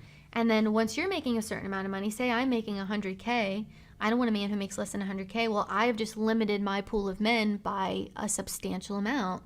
Wow, Courtney's been paying attention. And I like the way she characterizes this and uses herself as an example. I like how she said, hey, look, if I make $100K, I'm going to want a guy who makes $100K or above. So by definition, I'm now limiting my options. I like how she puts herself in the situation to make it a little softer. I mean, listen, I got to give Courtney credit. She's a very good interviewer. She really, really is. She's a very good interviewer, and she has a very effective way of getting the truth out of these women. Good for her, man. Jay Blaze with the $2 super chat says women save 20% compared to men for retirement. Fair. FS Claire $10 says, sir, do you think the system's Sir, do you think the system's passes? Okay. Sir, do you think the system passes additional legislation to force men's hand to take care of women as we walk away the next 5 to 10 years? Oh yeah. Yeah, of course. Of course. Yep, there it is. Jay Blaze. It's the bachelor tax. It's the bachelor tax. Dude, my tax bill last year was $38,000. I'm single, I'm reproductively irresponsible, and I'm a high earning male. Can't have that. Can't have that. Nope, they got to take they need their piece of the pie. They need their piece of the pie right off top. So yeah. Because there's only, a small percentage of men in that group. It's all right. So I can't even find what I'm looking for because my standards are so high because of what I'm currently making. Yeah. This is so funny. I love how Courtney's doing this. I do. Because by putting herself in that situation, she's getting that agreement. She's getting women to indirectly by proxy admit to her, it's over for me. It's actually quite good. Go for her. And I think that is very common. That is very common among women now. How about that? Not wanting to date a man that makes less than you. Mm-hmm. It's also, I think, a lot of men. Oh, here we go. Here comes the blame shifting. Prefer to be with women that aren't on don't have kids the same level as them. I think that men. Oh my God. Here we go. I think that men want to date women on the same level as them. Yeah. Here we go. This is my opinion. But I do think that men are more comfortable with women that make less than them. And I feel like that has a lot to do with this ideal that men are the leaders and they're supposed to be. It's funny how she says that men are comfortable with women making less than them. Well, yes. Just like you're comfortable with a man making more than you. I don't understand. I don't know what the problem is there. Providers, that's like a natural thing for a man to want to provide. Yes. I think that men can be intimidated when a woman is on their level. Oh my God. Here we go. This is more of the feminist playbook. Men, listen. Men are not intimidated by women. Men are not intimidated by women on their level. Men aren't intimidated by women, sweet cheeks. I know movies tell you that. I get it. I understand. We're not intimidated by, and we're sure as shit not intimidated by you. You're a 32 single mother of a 2-year-old daughter. What the fuck is there to be intimidated by? Oh yeah, that's right. Maybe a false accusation. Anybody? Yeah. Oh yeah. Yeah. Definitely intimidated there. If she's talking about that, yes sir. But in her context, fuck out of here. Ain't nobody intimidated by this. Or I think that sometimes men can get insecure if their woman may be outperforming them financially or even in any other aspect. Yeah. Financially or any other aspect. How can a woman outperform a man financially or any other aspect? No, men need to be needed. Men need to be needed. It's just like Tate said yesterday. Men, we don't want a woman who's been there, done that. We don't want a woman who's ridden in a Lambo or a private jet or has traveled around the world. No, we want a woman who hasn't experienced these things so that we can experience them together and so I can be the first person to introduce her to these types of things. That's what that is. That's what we prefer. It has nothing to do with you being on their level. Fuck out of here, man. We're not intimidated by that. We're repulsed by that. I think that sometimes, I've been in situations where men that I've dated got aggravated with me because I was too outspoken. Oh, God. Jesus. Wow. This woman is a walking womanese translator. Woo. Because I was too outspoken. Translation, I was a bitch who wouldn't shut the fuck up. There it is. She just told on herself. They got intimidated because I was outspoken. Nope. you are a quarrelsome woman who really doesn't have the sexual or relationship market value to be quarrelsome in the first place. It's always the women with the lowest relationship market value that are always the most difficult. I'll never understand that. I'll never understand it. I'll never understand it. Like this is the lowest value woman on this panel. The lowest value woman on this panel. Surprise, surprise, she's the bitchiest. Alvin Sam with a $5 super chat says, we're not intimidated. She's a pain in the ass. Exactly. Jay Blaze says, AKA, you are a ratchet. That's right. Seathrim. This is Cloak the Hood Rat in me. So what she just revealed is that the way she talks now, it's not the way she talks off camera. The way she is talking to us now, not the way she talks on not the way she talks off camera. You guys remember Michaela Pink? Remember that back in the day? Hi, I'm da-da-da-da-da-da-da. That's actually where Seathrim originated from. It was from Michaela Pink. And they wanted to be the one leading the conversation, and they wanted me to be quiet. And I'm just not that type of person, but I feel like those aspects come into play as well when it comes to that. I'm just not that type of person. Got a lot of that going around. Especially with her skin hue. Yeah, Shane will win, says white girl voice. Yeah, that's exactly right. That is exactly right. Yeah, this chick is a low-key ratchet. And money is a big one too there. I think only like 22% of women out-earn their husbands, and the more likely a woman is to out-earn her husband, the less likely the marriage is to work out. That's exactly right. So the woman is less satisfied and the man is less satisfied. Look at her. So it's like it doesn't work, right? So everyone is just more single, chronically single. Yeah, they're fucked, Courtney. That's what it is. You don't believe me? Ask Brittany Renner. What factors do you think then are contributing to oh boy, here we go. women remaining childless? Obviously, being single comes into play.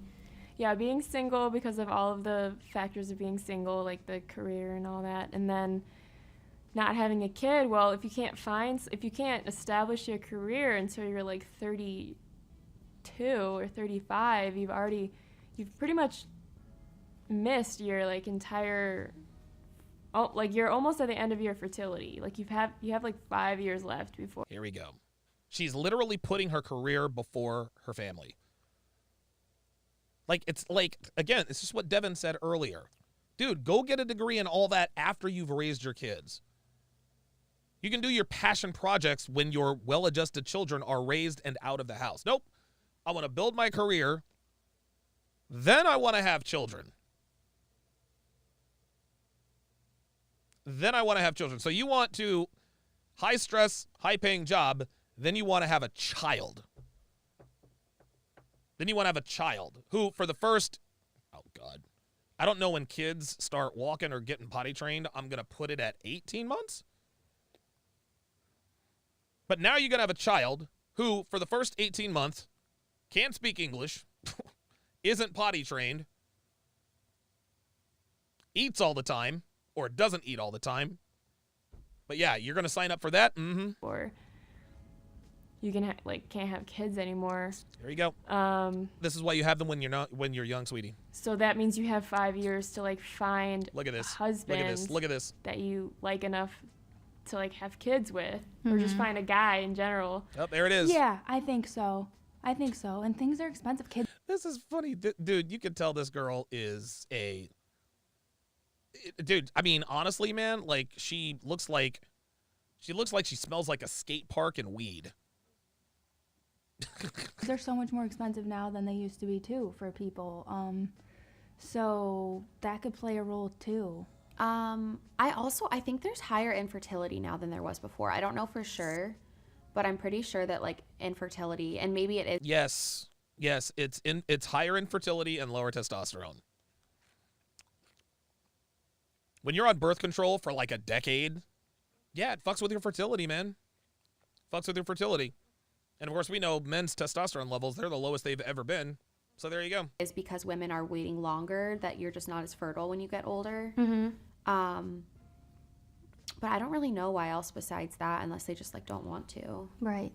I think social media also there's this like movement to wait to have kids, to not have kids when you're younger. Yeah. Like every time I get on TikTok, I see like childless and by choice and all this stuff. Yeah, right. And also Basil Denson with the $5 super chat. Haven't seen you here in a while. Says good live as always. Thank you, my friend. also just, people kind of saying you shouldn't get married young, you shouldn't have kids young, like live your 20s and have fun. Unbelievable. And then do Yep. those things in your 30s. Is this Yep. something you experience online too? Yeah, I totally get that. And I think the other side is that, like, people don't always realize that, like, the 20s is kind of like your foundation for the rest of your life. So, like, yeah. Wow. Listen to this girl dropping knowledge. How about that? You should have fun, but if all you do is have fun, then, like, you are going to be in your 30s and, like, kind of be behind when it comes to those other things. Oh, kind of be behind? No, sweetheart. No, it's a wrap. So I feel like it's like a balance. It's also that financial freedom aspect, understanding like, hey, like majority of the money that I make currently, being single with no kids, I'm able to use 100% of my income just for myself. And then I also think if I were to have a kid, could I survive on the income and the lifestyle that I have currently? No. It's that. If I had a kid, could I survive on my income? The answer is no. Well, this is why you get married. You see, his income counts too. It really sounds to me, it really does sound to me like this woman, I think she wants to be a single mom. Because every time she talks about having a kid, it's almost like she wants an absentee father. It's kind of weird. Damian Orozco, $2 super chat, says skater chick looking like she's from the Dudesons. The Dudesons. Neil Ray, member for 11 months, says thanks for all the great lessons and videos. My pleasure, sir. Appreciate that very much.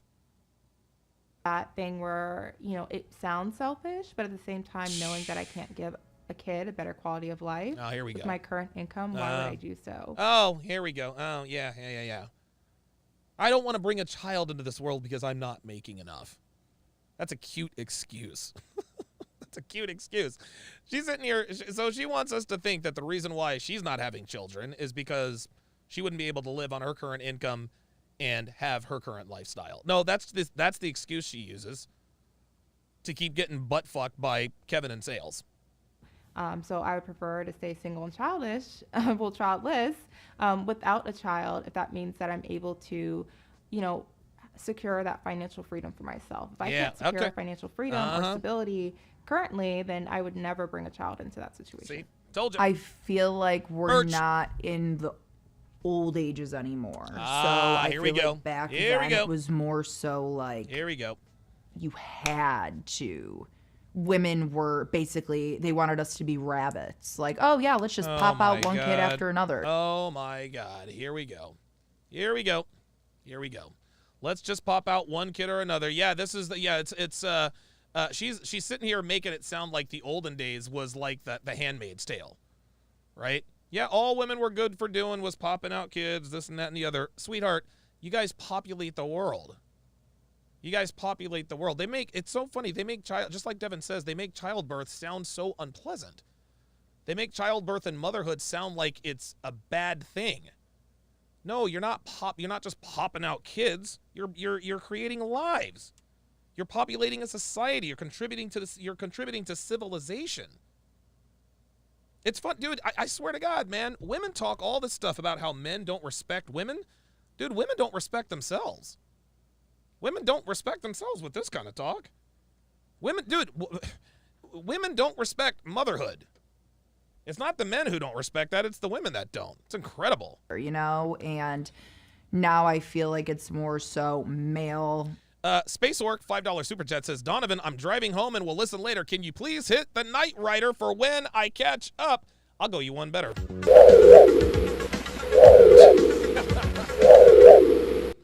Appreciate the support there, Space Orc. Woman, separate, strong, not really as a whole anymore. Yeah.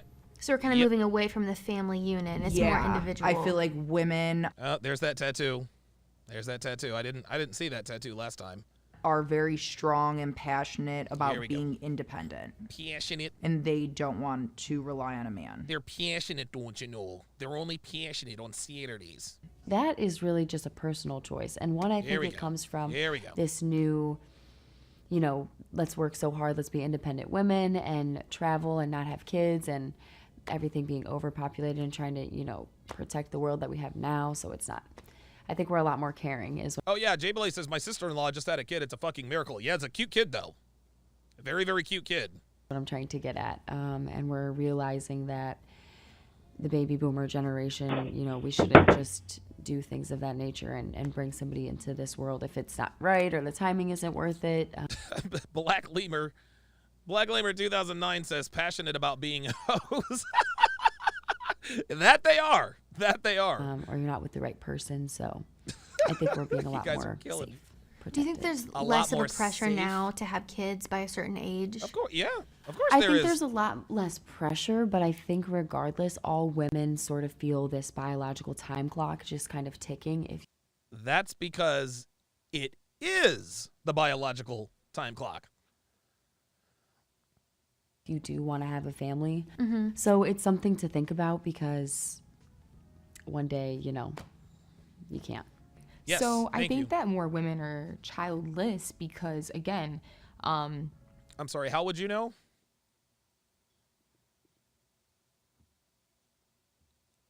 I mean, like, how would you know? Just, you know, pointing that out. We live in a society where it's, you know, women can work and have careers and enjoy their lives and travel. And at the end of the day, a child limits the things that you can do and how often you can do them, unless you're financially secure enough to have someone that can, you know, take care of that child while you're out doing all these different things. But as a woman that has a child, it hurts to be away from your kid for an extended amount of time. So ideally, you know, before I had children or before I had my daughter, I never thought that I would have had her at 23 is when I had my daughter. Oh, boy. And I saw myself, you know, finishing my school and traveling and living more freely without the constraints as many of a obligations child or responsibilities or attachments to something, because you love your child, you're attached to the child. So I still, now that I have her, I still do these things in my life. Stop the cap. No, you don't. No, you don't.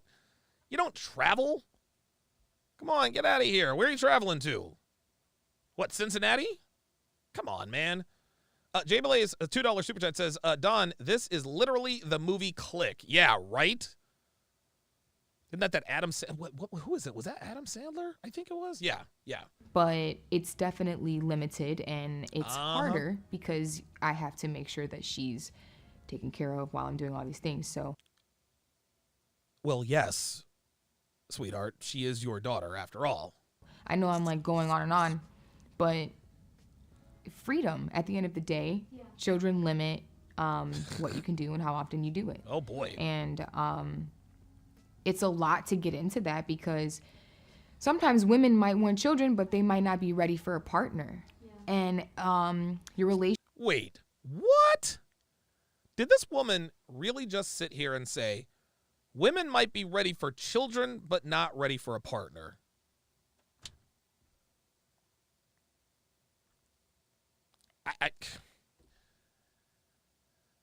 How can you be ready for children, but not be ready for a significant other? Like, this is the single mother generation, guys. Ready for children, but not ready for a partner. Wow. Relationship with your partner when you have a child is very significant because then your roles start to become more important, almost more important probably than even the money that's being made. So, goodness, having kids and finding a partner is like a lot now. Yeah, Black Lemur says only black women say that one. Yeah, yep. Mm-hmm. Yeah, black women black women are black women are so degenerate. Black women are so degenerate. They're literally programmed. They're programmed to be single mothers. This is I mean, I don't know. I don't even know why I'm surprised. I really don't. Price of living. Yeah, Dre Raven says, I get resentment vibes off of her towards her daughter. I pity the poor kid. Oh, you better believe it. You better believe it. You better believe it. Yeah, she absolutely resents her child for her limitations. Better believe it. Keeps going up. You know, so many of us are in debt from going to college. So many of us go to college and don't use our degrees, you know. So, yeah, I don't. It's hard. If Ice Dragon Kid says, also, hey, broke the 158K curse. Thank you. Yes, I finally cracked 159,000 subscribers. Hopefully I can keep the momentum going. But yes, 159,000 subs. I would love to be single without a kid, because then I could do everything that I wanted to do. And I could blow all my money and already know that I just... See that? There it is. Dre Raven, you were right. You nailed it. You nailed it. She absolutely resents having had a kid. Let's go back, because I want to make an observation here. Let's go back and listen to her say that one more time. Made it back degrees. Watch. You know, so yeah, I don't... It's hard. If I would love to be single without a kid. Sweetheart, you were single without a kid. That's the gag, sweetie. You were single without a kid. And you pissed that away. You got raw dogged by an ain't shit nigga. He put a baby on you and bounced like a bad check, leaving you with the check. I would love to be single without a kid. Sweetheart, you already had a chance at that, and you fucked that up. So, yeah. She definitely resents her kid. I swear to God, man. Dude, look, man, I'm not white, so I don't know. But I got to tell you, man, it appears that black women resent their children a lot more than other races of women. Call me crazy. Black women resent their children more than any other race, if that at all.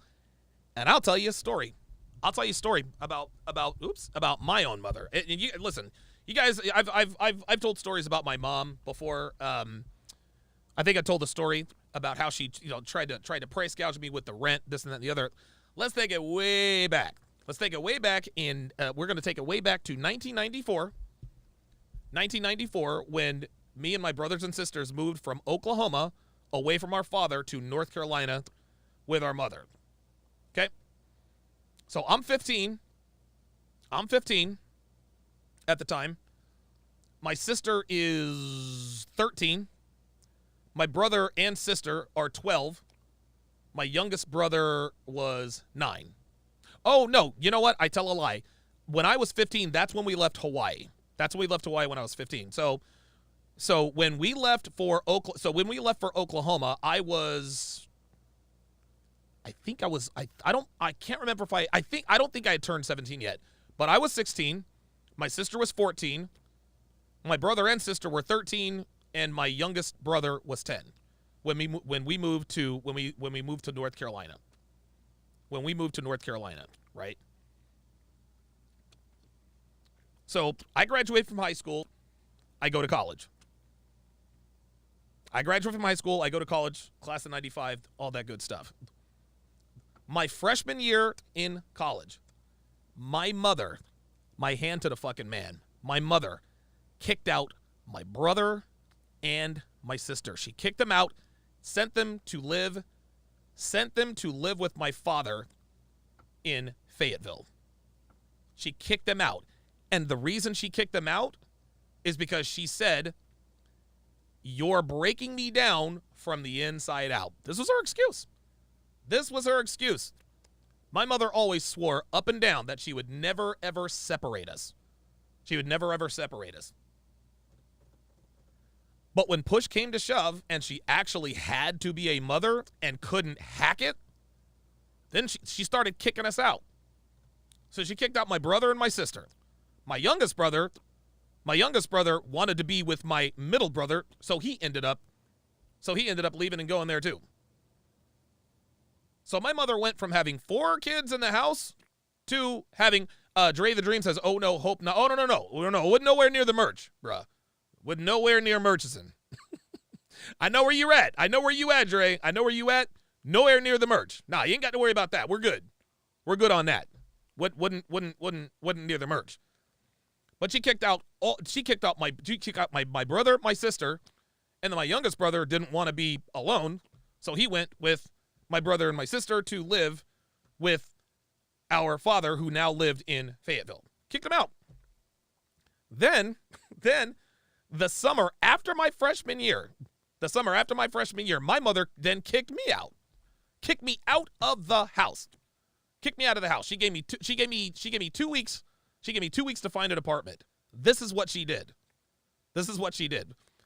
My mother used to tax us 30% of our money. I had like 3 jobs. When I was not in school, I came home for the summer.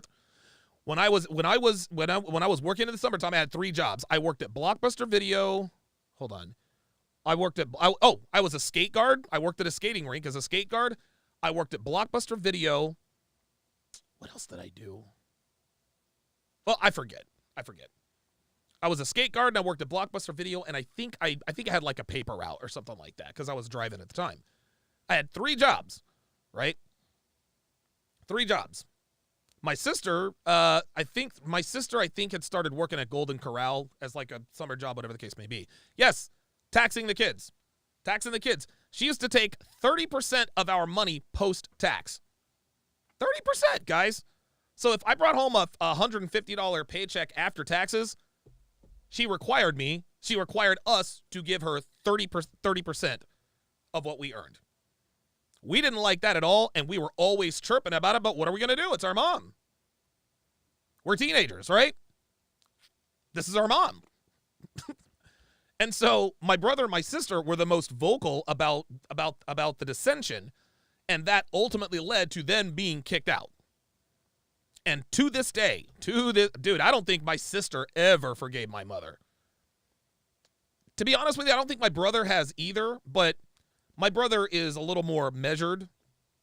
That's just how he is. This is just how he is. But trust me, that it is never lost on them that she kicked them out. Anyway, so she kicks out my brother and my sister. My other brother follows. So now she's only got one source of income, my sister. Well, when I came home for the summer, now she had another income source, right? Now she had another income source. I was an excellent skater on rollerblades. Guys, I was a wizard on rollerblades. Dude, I could do jumps, stunts, skate backwards, I was awesome. There was a pair of Nike rollerblades that I really wanted. They were called the Air Excel Elites. I'll never forget this. They were called the Air Excel Elites. And I wanted to buy them, right? And again, keep in mind, I managed to finance a car on my own. So I had a car payment that was $211 a month. And then my insurance was like $250 a month because, I'm 18, right? But I wanted a pair of Nike rollerblades. Yeah, I'm a kid. You know what I mean? I'm a kid. And so, this is extra fucked up. You guys aren't gonna believe this. You guys aren't gonna believe this. So what I did is I think I lied to my mom about. I think I told her I didn't tell her when I got my paycheck, or something to that effect. I can't remember, but she found my check stub in her car. She found my check stub. It was a Ford. My mom drove a Ford Aerostar. She drove a Ford Aerostar. In the console, I accidentally put I accidentally put my check stub in the console. She found it. And she says, "What's this?" And I was like, She's like, "Oh, you got paid and didn't tell me?" I said, "Well, no, I was going to tell you." And she says, "Don't give me that bullshit." That's what she said to me. Her next words to me were, "You're out of here." She says, "You are out of here." She says, "I'm giving you 1 month to find a place. Get the fuck out." That's what she told me. That's what she told me. That's what she told me. That, and then of course the trying to price gouge me when I was at my lowest point, when I actually clawed my way out of that situation and started making money. She tried to exploit me that way. I left there. Yeah. This is why I'm not going to retire my mom. I'm not going to retire my mom, my mother, because she doesn't deserve it. She doesn't.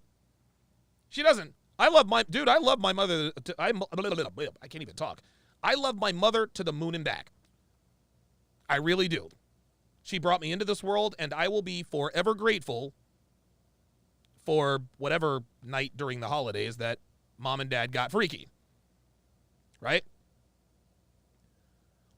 Like, I'll be forever grateful for her giving me life. But she was a good mom for about the first 12 years of my life. She was a good mom for about the first, and that's probably stretching it. For the first 10 to 12 years of my life, she was actually a good mom. Then she started fucking the dude, the captain in the Army, or whatever his rank was, while we were still in Hawaii. That's when she started swearing around us. That's when she started drinking, smoking. It was incredible. Like, she turned from a good mom to just, like, we didn't even recognize her. So again, just to give you the timeline, we're all in Hawaii. We're all in Hawaii. My mom starts fucking somebody at AMR, resulted in 2 abortions. Number 1, we had to change our number twice because they were always fighting and getting back together. My mother made my father move out of the bedroom. My mother made my father move out of the bedroom and into my bedroom, so now I had to share my room with my brothers. Before, it was mom and dad in their room, I was in my room, the girls had their room, and the boys had the other. Nope. Mom started fucking Brandon and decided to tell my father to move into another room. Mind you, my dad was the reason we were there. He was the guy with the name on the door. Tech Sergeant Sharp or whatever. This bitch took the man who was living. She didn't even have the decency to give him the master bedroom. She took the master bedroom while she went off and, fucked whoever. Guys, my hand to the man. 2 years after that happens, she decides she wants to go and chase this dude. So she moves to Detroit, leaves us in Hawaii. 6 months later, we move to Oklahoma.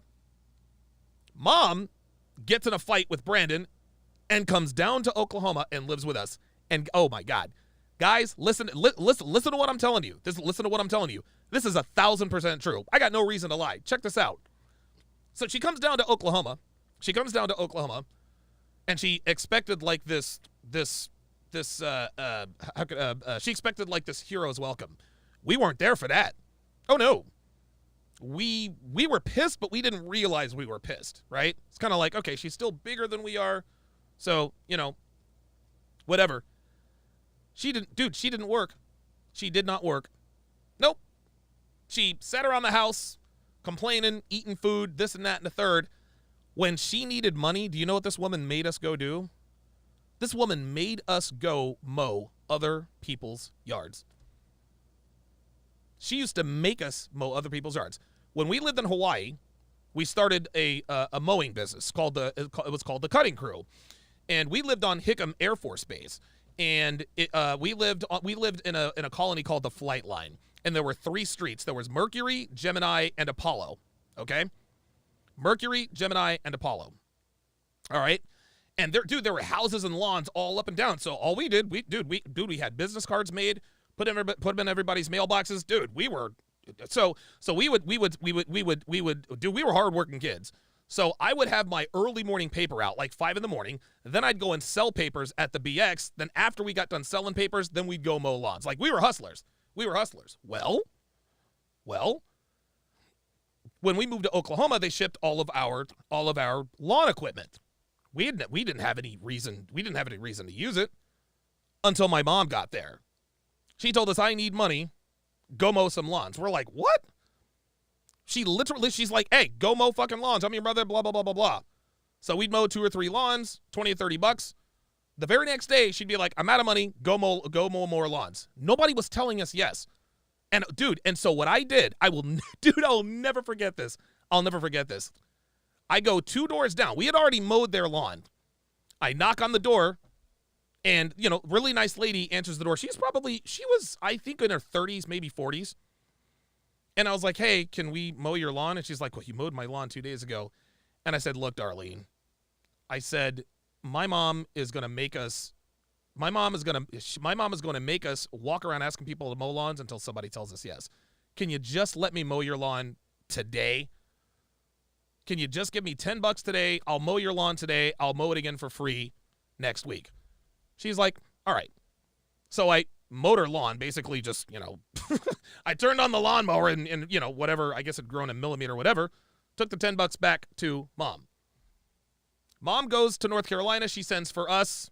Fast forward, now she's kicking us all out one by one. She kicks me out because I didn't give her 30% of my $200. Dude, my check was, how much was my check? It was, I think I worked a little bit of overtime and I was making like $6 an hour, which was actually pretty good for back then. And so I think my check was like $260 or $270 after taxes. And so then Mom kicks us out. Mom kicks us out, right? Or she kicks me out. Interestingly enough, Mom got kicked out of her apartment and had to go live at my apartment when I went back to school. You can't make this stuff up. And then of course, my mom tried to price gouge me for the rent and this and that and the other. So for anyone who hears the back end of this, when I say that I'm not going to retire my mother, now you know why.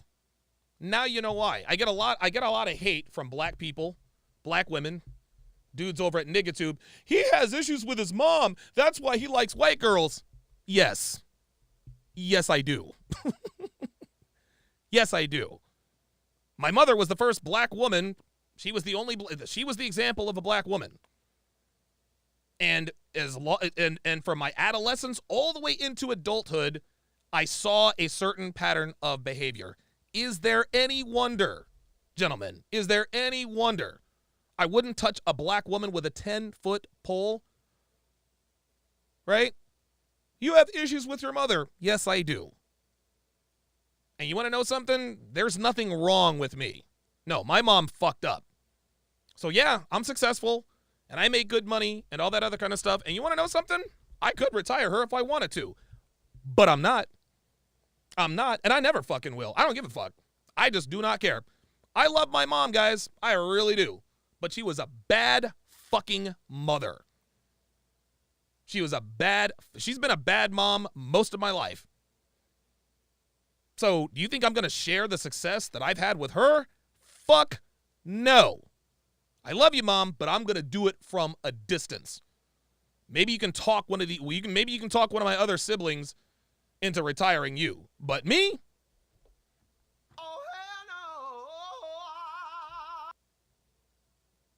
So yeah, you can tell that this woman absolutely resents her child. You can tell a woman resents her child. And it's funny, I didn't realize that a lot of black mothers were like this until I started telling my stories. And I'm like, wait a minute, you mean I'm not the only one whose mom did some fucked up shit like that? Let's continue. Because then I could do everything that I wanted to do, and yes! I could blow all my money and already know that I just made it back. Right. Yes. But I cannot blow all my money because my daughter depends on me. No, I can't blow all my money because I now have responsibilities. Who knew? And me being financially secure. Right. But if I didn't have a kid, hell yeah, I would be more irresponsible with, the freedoms. Sweetheart, do you hear what this woman is talking about? You hear what this woman is saying? in my life. Hold up. This woman hasn't learned anything. Listen to this. Oops. So hold up. Oops. Damn it. I think you're free. This woman hasn't learned anything. Listen to what this woman says. Listen. But I cannot blow all my money. Listen. Because my daughter depends on me. This is and me unbelievable. being Watch. financially secure. But if I didn't have a kid, hell yeah, I would be more irresponsible with, the freedoms in my life. I would, if I didn't have a kid, I'd be more irresponsible with the freedoms in my life. This is exactly what you did. You were single. You were childless. And your irresponsibility led you to have a kid. So what this woman is telling us is that she was destined to be a single mother. Because if she had it to do again, she'd do it the same way. You gotta be kidding me. If I didn't have a kid, this woman literally just said, I would be, well, hold on, let me just make sure I'm getting this correct here. So. Hold up. If I didn't have a kid, I would be irresponsible with my freedoms. It's hard. Listen. If I would love to be single without a kid. Oh my God. Because then I could do everything that I wanted to do. And I could blow all my money and already know that I just made it back. Right. But I cannot blow all my money because my daughter depends on me and me being financially secure. But if I didn't have a kid, hell yeah, I would be more irresponsible with, the freedoms in my life. If I didn't have a kid, hell yeah, I'd be more irresponsible with the freedoms in my life, which is exactly what she did. It's exactly what she did. It is, guys, oh my God, it is incredible how women don't realize that they tell on themselves. This woman just sat here and told us if I had it to do again, I would do it exactly the same. What? Like, does she realize what she just did there? Ay, ay, ay. So I think your freedom has a lot to do with that. That sounds so bad to say freedom. Oh, yes it did, girl. Yes it did. Now she's starting to think, oh, wait a minute, that was fucked up. No, but I mean, it makes sense. And, especially you're a single mom. Mm-hmm. So it's even harder. And I think people are talking about it a lot more online now, too. Dude, okay, Courtney, this is a slick bitch. She's like, no, it's okay. You're a single mom. Courtney just realizes, look at her face. Look at her face. She's like, dude, this is not gonna look good at all. Courtney's like, no, it's okay. You're just being honest. Oh my God. Like, these are the realities of having kids. And a lot of people don't feel ready for that. Mm-hmm. And it's just getting pushed back and pushed back. Women are freezing. Do you see how Courtney diverted that conversation ever so slightly? Courtney's like, here, look, I'm not here to pass judgment. Whatever you do is good with you. That's fine. Her fence straddling here is actually working very good. It's actually working very well in her favor. Their eggs now too. They're getting married later. They're not getting married in their 20s anymore. They're getting married in their 30s. So everything's just, getting pushed back. So it makes sense why 45% of women between ages 25 and 44 are going to be single and childless. There you go. Well, if the average male at 37 is only making around $50,000 a year, and you are a woman that wants to have multiple children, say I'm 28 and I want to have four to five kids, and my husband only makes $50,000 and I'm only making $30,000 to $40,000. Oh boy. We can't live the lifestyle that would be ideal. We would be struggling to make ends meet, and it would be hard to give our children a better life by having more. Like, the more kids you have, the less you take from the one. Yes. So if you're in a situation where you can't afford it. So that's what it is. Like, people can't afford. Well, here's the thing. Fucking is easy. Fucking is easy. It's taking care of the kids. That's the trick. Omega Kong, $2 super chat, says CPS should be at her door right now. Maybe not. Alvin Sam, $2 says, Courtney, low-key gassing up these 304s. Yo, she's playing these bitches like a goddamn fiddle. She's playing these bitches like a fiddle. And you know what? It's funny. As far as single motherhood is concerned, I'll tell you guys another quick story. So, the woman, the girl that does Devin's hair, she's Devin's hairdresser. She was actually at the first CME with us. Did a great job with Devin's hair and makeup. Really, really, really sweet girl. She is cool. She is cool as hell. Love her to death. She makes Devin look good. However, a couple of months ago, her 9-year-old was attacked by a pit bull, and it almost literally ripped her face off. She had to have facial reconstruction surgery and skin grafts. Well, how did this happen, Donovan? Funny you should ask. You see, Devin's hairdresser, as sweet and as nice as she is a single mom of 2 by 2 different people. Does this make her a bad person? No. I know her. I'm going to try to be as respectful as possible, but she's a single mom of 2. And she's a white woman, and her baby daddies are, well, let's just say, I'm not going to call anybody's name. I'm not going to call any names, but that's her persuasion. She fucks niggas, y'all. She does. Ain't nothing wrong with that, but she fucks niggas. Anyway. So she got this really, really nice row house in Philly, completely redone. Rooftop. They got a grill on the rooftop, finished basement, the whole nine. Well, her boyfriend moved in with her.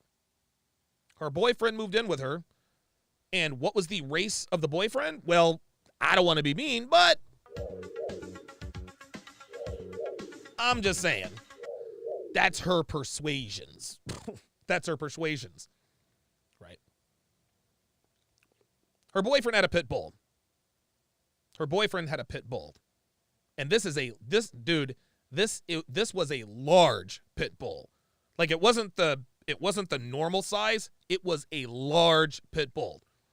It was a girl pit bull. Right? Everything was fine.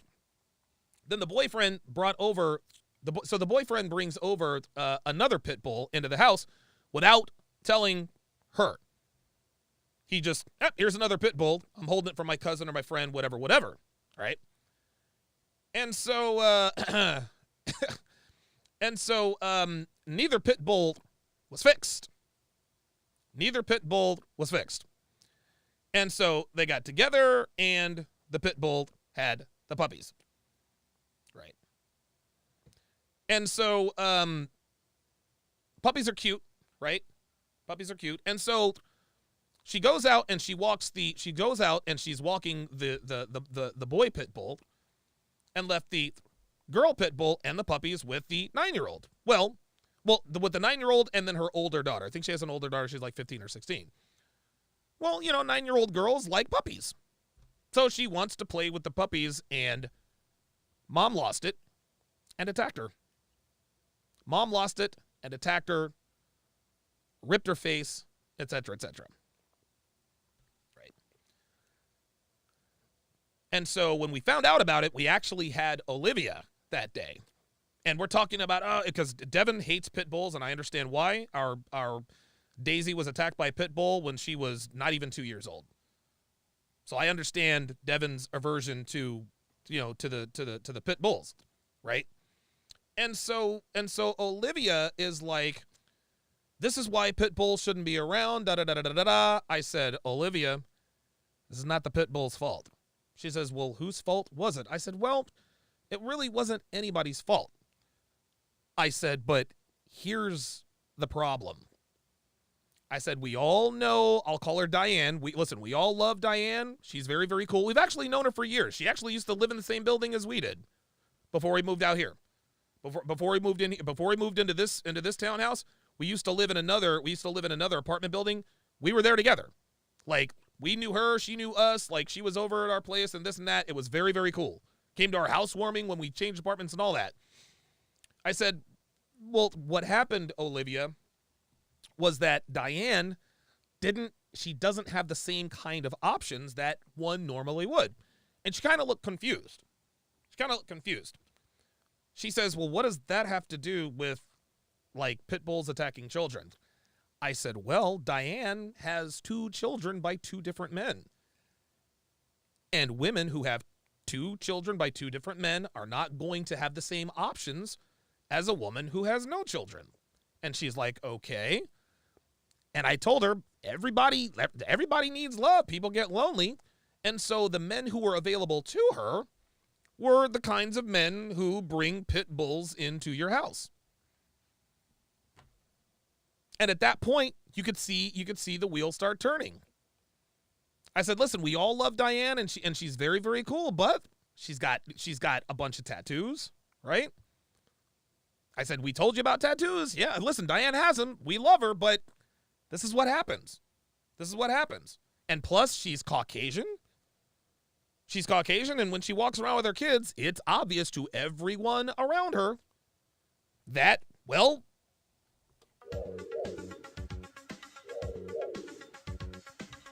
I mean, it is what it is. And I had to be straight up with her. I said, look, you're going to have to understand, Olivia, there's nothing wrong with you. There's nothing wrong with you liking boys outside of your race. She actually had a crush.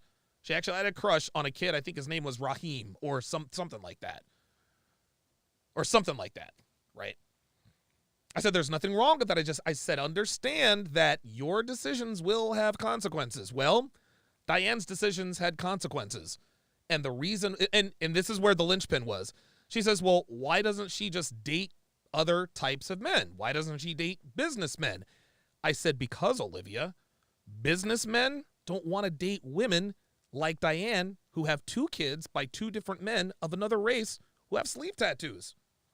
And that's when you could see the light bulb, ding, oh. So the moral of the story was is your decisions can affect the rest of your life. They can. They can affect the rest of your life, just like it has affected this woman. The difference here is that this woman appears to be on the cusp of blaming her children for her plight in life when her kid didn't ask to be born, much like my mother did with us. It is what it is. It is what it is. That pit bull almost killed Daisy. And Daisy is Daisy's the she's the sweetest dog in the world, man. The sweetest dog in the world. Would not hurt a fly. Would not hurt a fly. And she does have a little bit of PTSD in a funny way, because now, since she got attacked by the pit bull, she barks at other dogs on TV. She's as quiet as a mouse most of the time. But when there are dogs on TV, she barks at other dogs on TV. It's hilarious. It's hilarious. But yes, to bring it all around full circle, this woman appears to be on the verge of blaming her child for her plight in life. You can already hear it. Afford to have the kids that they have, but then if I wanted to have more kids, I'm going to be more financially barren. So it's like you have to pick one or the other. And that's why I'm comfortable just with my one daughter. I think that I would be able to get more opportunities with one, and I'd be able to give her more opportunities by just having her. So do you think, even thinking about yourself, did you have a timeline for yourself of, I would like to have kids by 30? Or have you ever thought about that in the past or even now? Yes, of course. Haven't we all? Yes, I have. So you said that in the last video that you wanted to have kids one day. Yeah, I'd love to have kids one day. Do you think that there's a pressure to have kids by a certain age, or do you think that society's kind of letting up on that a little bit? No, I do. That's why I don't think people are having kids as much anymore, because I feel like society doesn't care and it's not as forced anymore. Oh, wow. This woman has hand tattoos. Hand tattoos? Oh, wow. Dude, yo. Hand tattoos, automatic disqualifier. Hand tattoos, neck tattoos, automatic disqualifier. Sorry. Yeah, I was actually my first boyfriend. We were pretty seriously dating, and we had talked about kids at 18. I was ready to pop out so many kids before the age of 25. And what happened? He cheated? He was a real abusive guy. Oh, here we go. So You got to be kidding me. Dude, listen to this woman talk. She just said that her ex-boyfriend was abusive. Let's look at her. Let's listen to this again. Kids at 18. Listen. I was ready to pop out I many knew kids this was gonna happen. before the age of 25. And he was a real abusive guy. So he is a real abusive guy. Oh, that just wasn't going to work. Was he really? Let's watch this again with the sound down. And you tell me if she is talking about something she finds unpleasant, like, I don't know, abuse.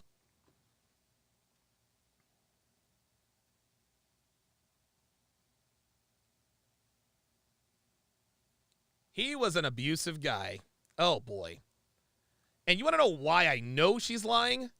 Because we can see her in real time. We can see her mind working in real time, trying to give us a reason it didn't work out that would simultaneously not make her look bad. Watch. Watch anymore. Just watch this. Just watch. Because I feel like society doesn't care and it's not as forced anymore. Yeah, I was actually my first boyfriend. We were pretty seriously dating, and we had talked about kids at 18. I was ready to pop out so many kids.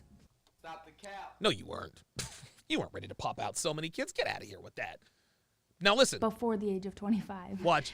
And he was a real abusive. And he was a real abusive guy, let me tell you. No, you were a slut. That's why you're not with him anymore. That's why the relationship ended.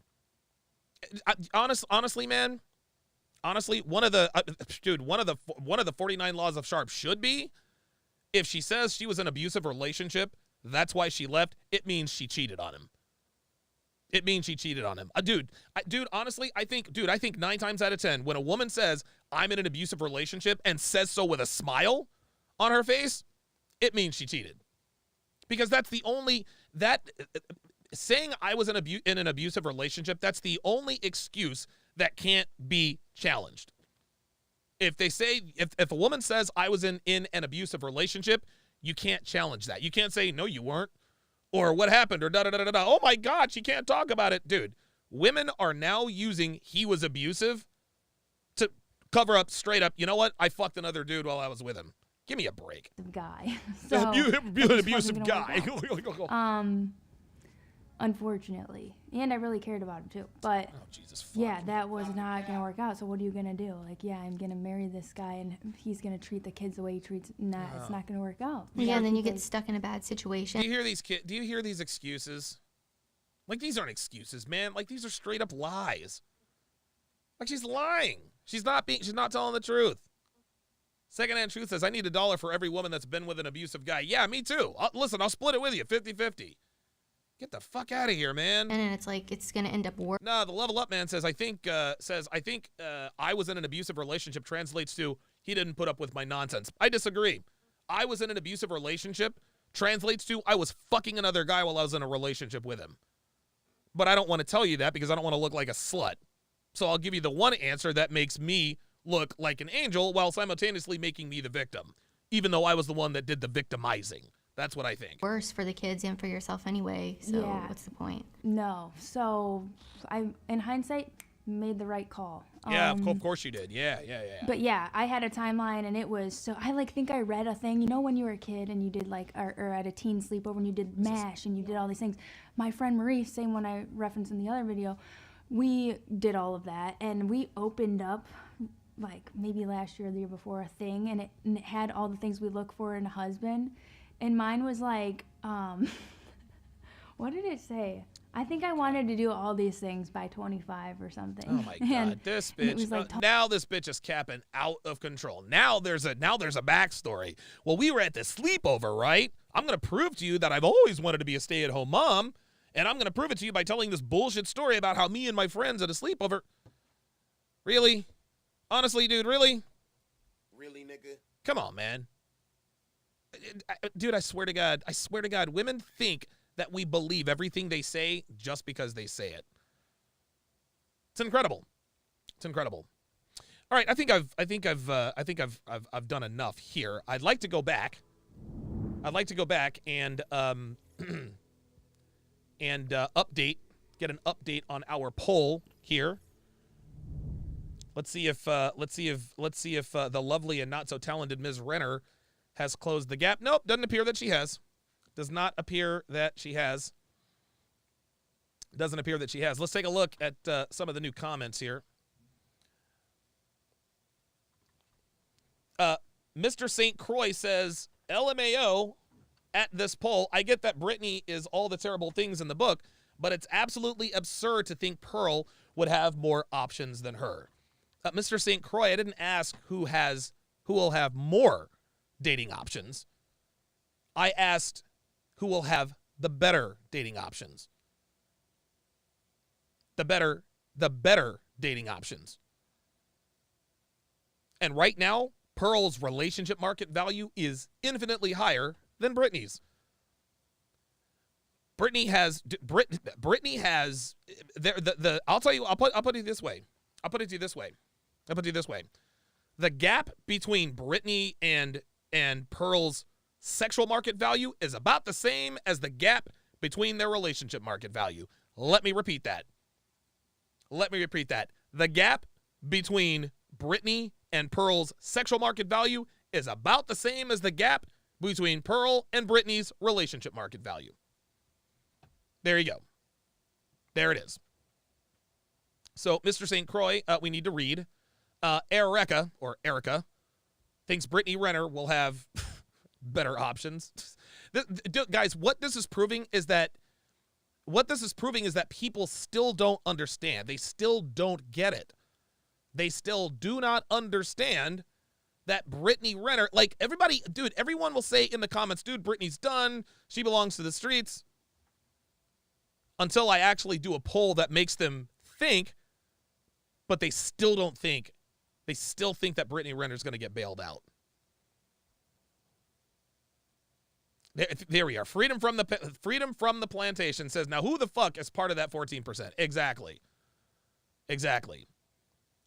Brooklyn Saratoga says, of course, my boo Pearl. She's so feminine and nice, even when she's a little upset, and her personality is so sexy. Yeah. Yes. Bobby Gordon says, Donovan Sharp is the Kristen Cole of YouTube, the Kingmaker. I don't know who Kristen Cole is, but I appreciate that. Thank you very much. Jack Norton says, Brittany will have all the simp followers. Pearly will get the better men. It's quantity. It's quality over quantity. Exactly. Jack Norton actually read the poll.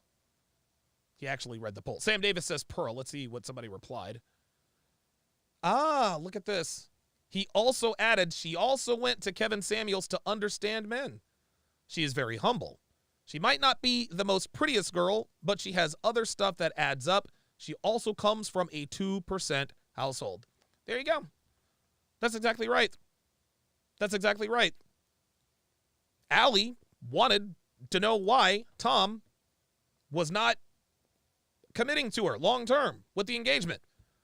She got an on-air consultation with Kevin Samuels. She's now married and pregnant, and it's a girl. It's a girl. So that baby is going to be, oh my God, I'm going to spoil the hell out of that kid. Uncle Donovan is coming to Kansas with the Mountain Dew and the jelly beans. Oh, that is so cool, man. So Pearl got an on-air consultation with Kevin and dropped the loser that she was with. There you go. Rahul Ligma, I hope I'm pronouncing that correctly, says Pearl for sure. Brittany has written more books than she's read. Devin makes a very good point. Says guys need to see past the IG filters. You see, that's a very good point. We know what Pearl looks like without makeup on because, well, she wears barely any makeup. Right? She wears barely any makeup. Brittany's photos, it's makeup and filters and it's ridiculous. Honestly, does anybody really know what Brittany Renner looks like? Do you really know what she looks like? Jay Cinepi, 242, says, on an Instagram level, y'all really think Pearl's DMs is booked out over Brit's DMs? Well, of course not. But Pearl's DMs are a lot higher quality than Brittany's DMs. I'll tell you that right now. I'll tell you that right now. Christian Kanichi says, I think what Brittany did to herself is just sad to watch. A brutal reminder of how present you have to be in your daughter's life. That's exactly right. That's a very good point. Brittany and Pearl are the living examples. Brittany and Pearl, wow, they are the live avatars of the difference between a woman who was raised with a father, with a good father, and a woman who was raised without a father. That's the difference. That's the difference. That's the difference. The difference between Pearl and Brittany is that Pearl was raised by a strong father who was a leader in the patriarch. Brittany was raised by a single mother. And we are seeing the result play out in real life, in real time. There you go. There you go. Paragon says Pearl quite literally could be a future president's wife if she works her cards right. She gives me Jackie Kennedy vibes, and she carries herself with class. There is no comparison. I agree with that. But I don't think the United States. Listen, the United States was ready for a black president. I don't think we're ready for a black president with a white wife. Why do you say that, Donovan? I think we all know that Pearl, well, I mean, look, Pearl likes the brothers. She likes the brothers, man. She likes brothers. Pearl is 5'11". She's tall.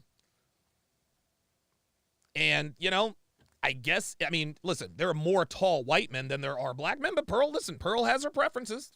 She's got her preferences. I ain't mad. Ooh. Whoa. What the hell? Ooh, she does have bad skin. God damn. Hold up, man. Hold the fucking phone. Oh, my God.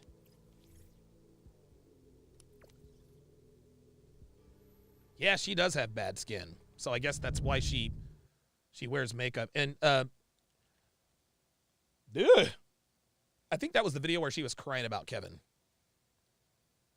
Think this is the video where she was crying about Kevin. Yeah, Brittany, listen, Brittany is still mildly attractive without makeup. Yeah, I get it.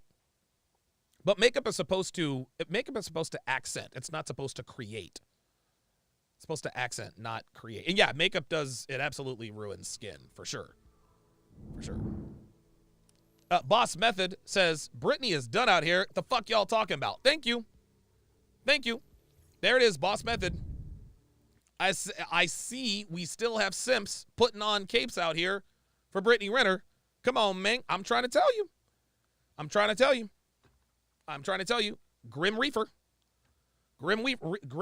says a woman who's compliant with a good personality can make up for a deficit in looks. Pearl will have the better choices. She does. Trust. Jim Smith says it ain't even close. Okay, so now we're getting into the other comments.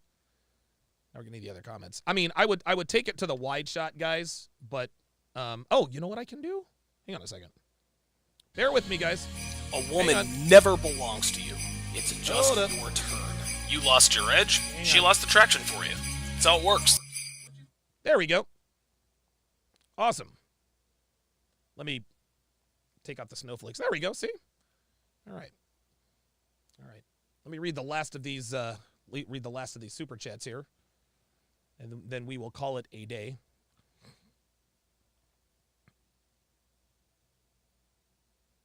Dung is fun. Oh, wait, I'm sorry. Oscar with the 20 SEK says, Donovan, you're hilarious. Keep up the great work. Thank you very much, sir. Appreciate that. Dung is fun. $2 super chat says, I'm a family of 6. You need to budget. My mom did. Yeah. Yep. Agreed.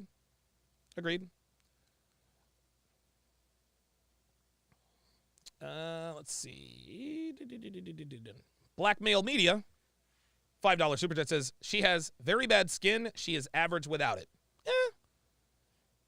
Real Bravado Network with the $20 super chat says Pearl can nearly pick her shot because Pearl is a better all-around woman.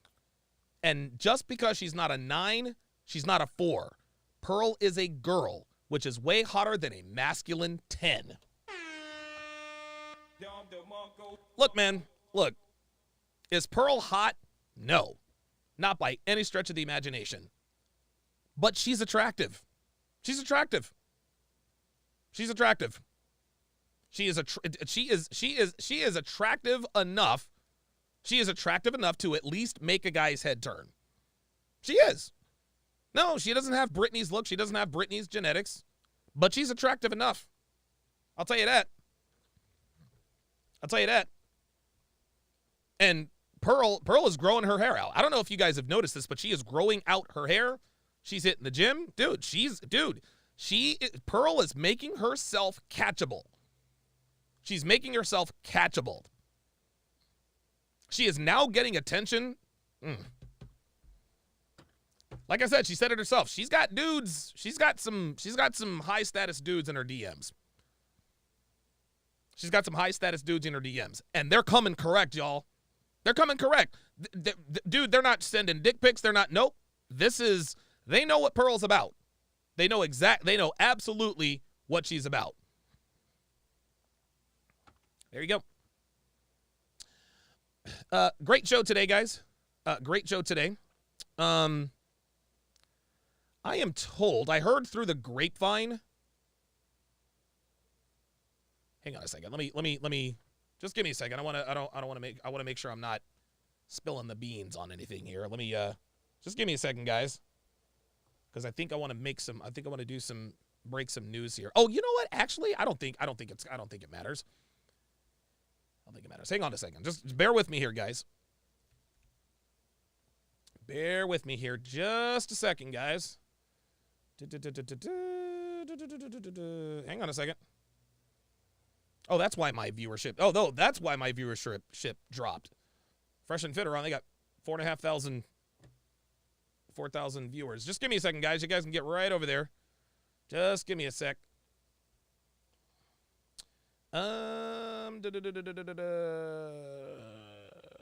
Yes.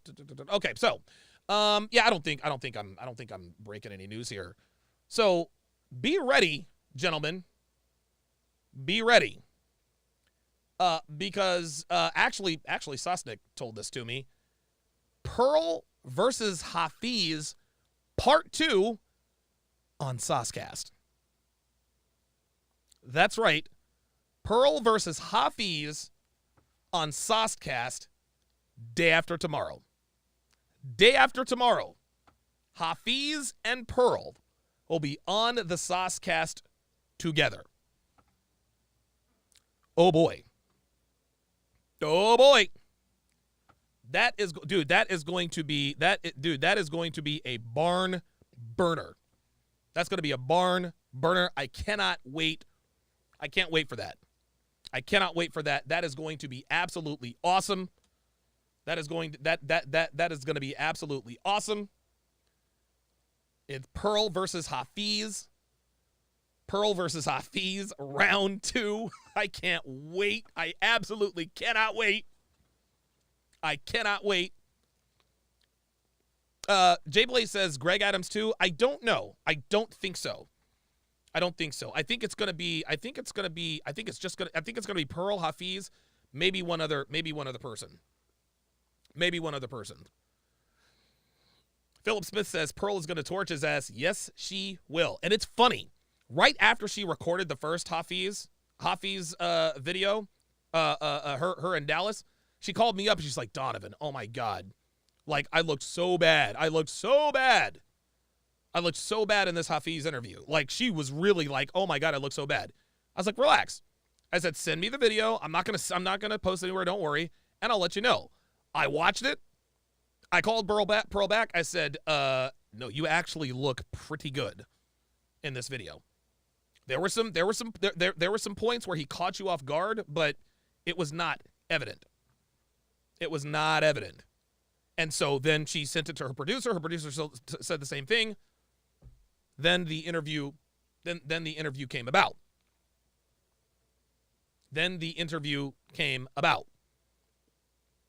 And so Pearl versus Hafiz round 2 is coming up Friday. I assume it's going to be at 4 o'clock, 4:30. I don't know. Pearl versus Hafiz, round 2 on Saucecast. That is going to be freaking awesome. I am now. So what I'm going to do now is I got to head over to the smoke shop. I got to refill on my edibles. Edibles is better than alcohol. I'll put it to you that. I'll put it to you like that. And me and Devin are going to finish watching a really, really cool movie that we started this afternoon. Bryan Cranston and Annette Bening. I forget what the movie is called, but it's about a guy who's like a numbers guy, and he retires, but he's not really ready for retirement. He's kind of bored. He figures out how to win like the lottery, and nothing huge, nothing big, just the regular like pick 2 or pick 3 lottery. So he wins. He figures out how to win the game, and then him and his wife hatch a plan to sort of help out the town. And it looks really, really funny. We're about halfway through the movie, so we're going to do that. But that's going to do it for this, the 910th edition of TSR Live. Yes, I know I'm frozen and sideways. It's all right. I promise you I'm still here. Thank you guys very much. Thank you to all of my super chatters, my members, my patrons, and Sharp Stream members. We will see you tomorrow. Same bat time, same bat time.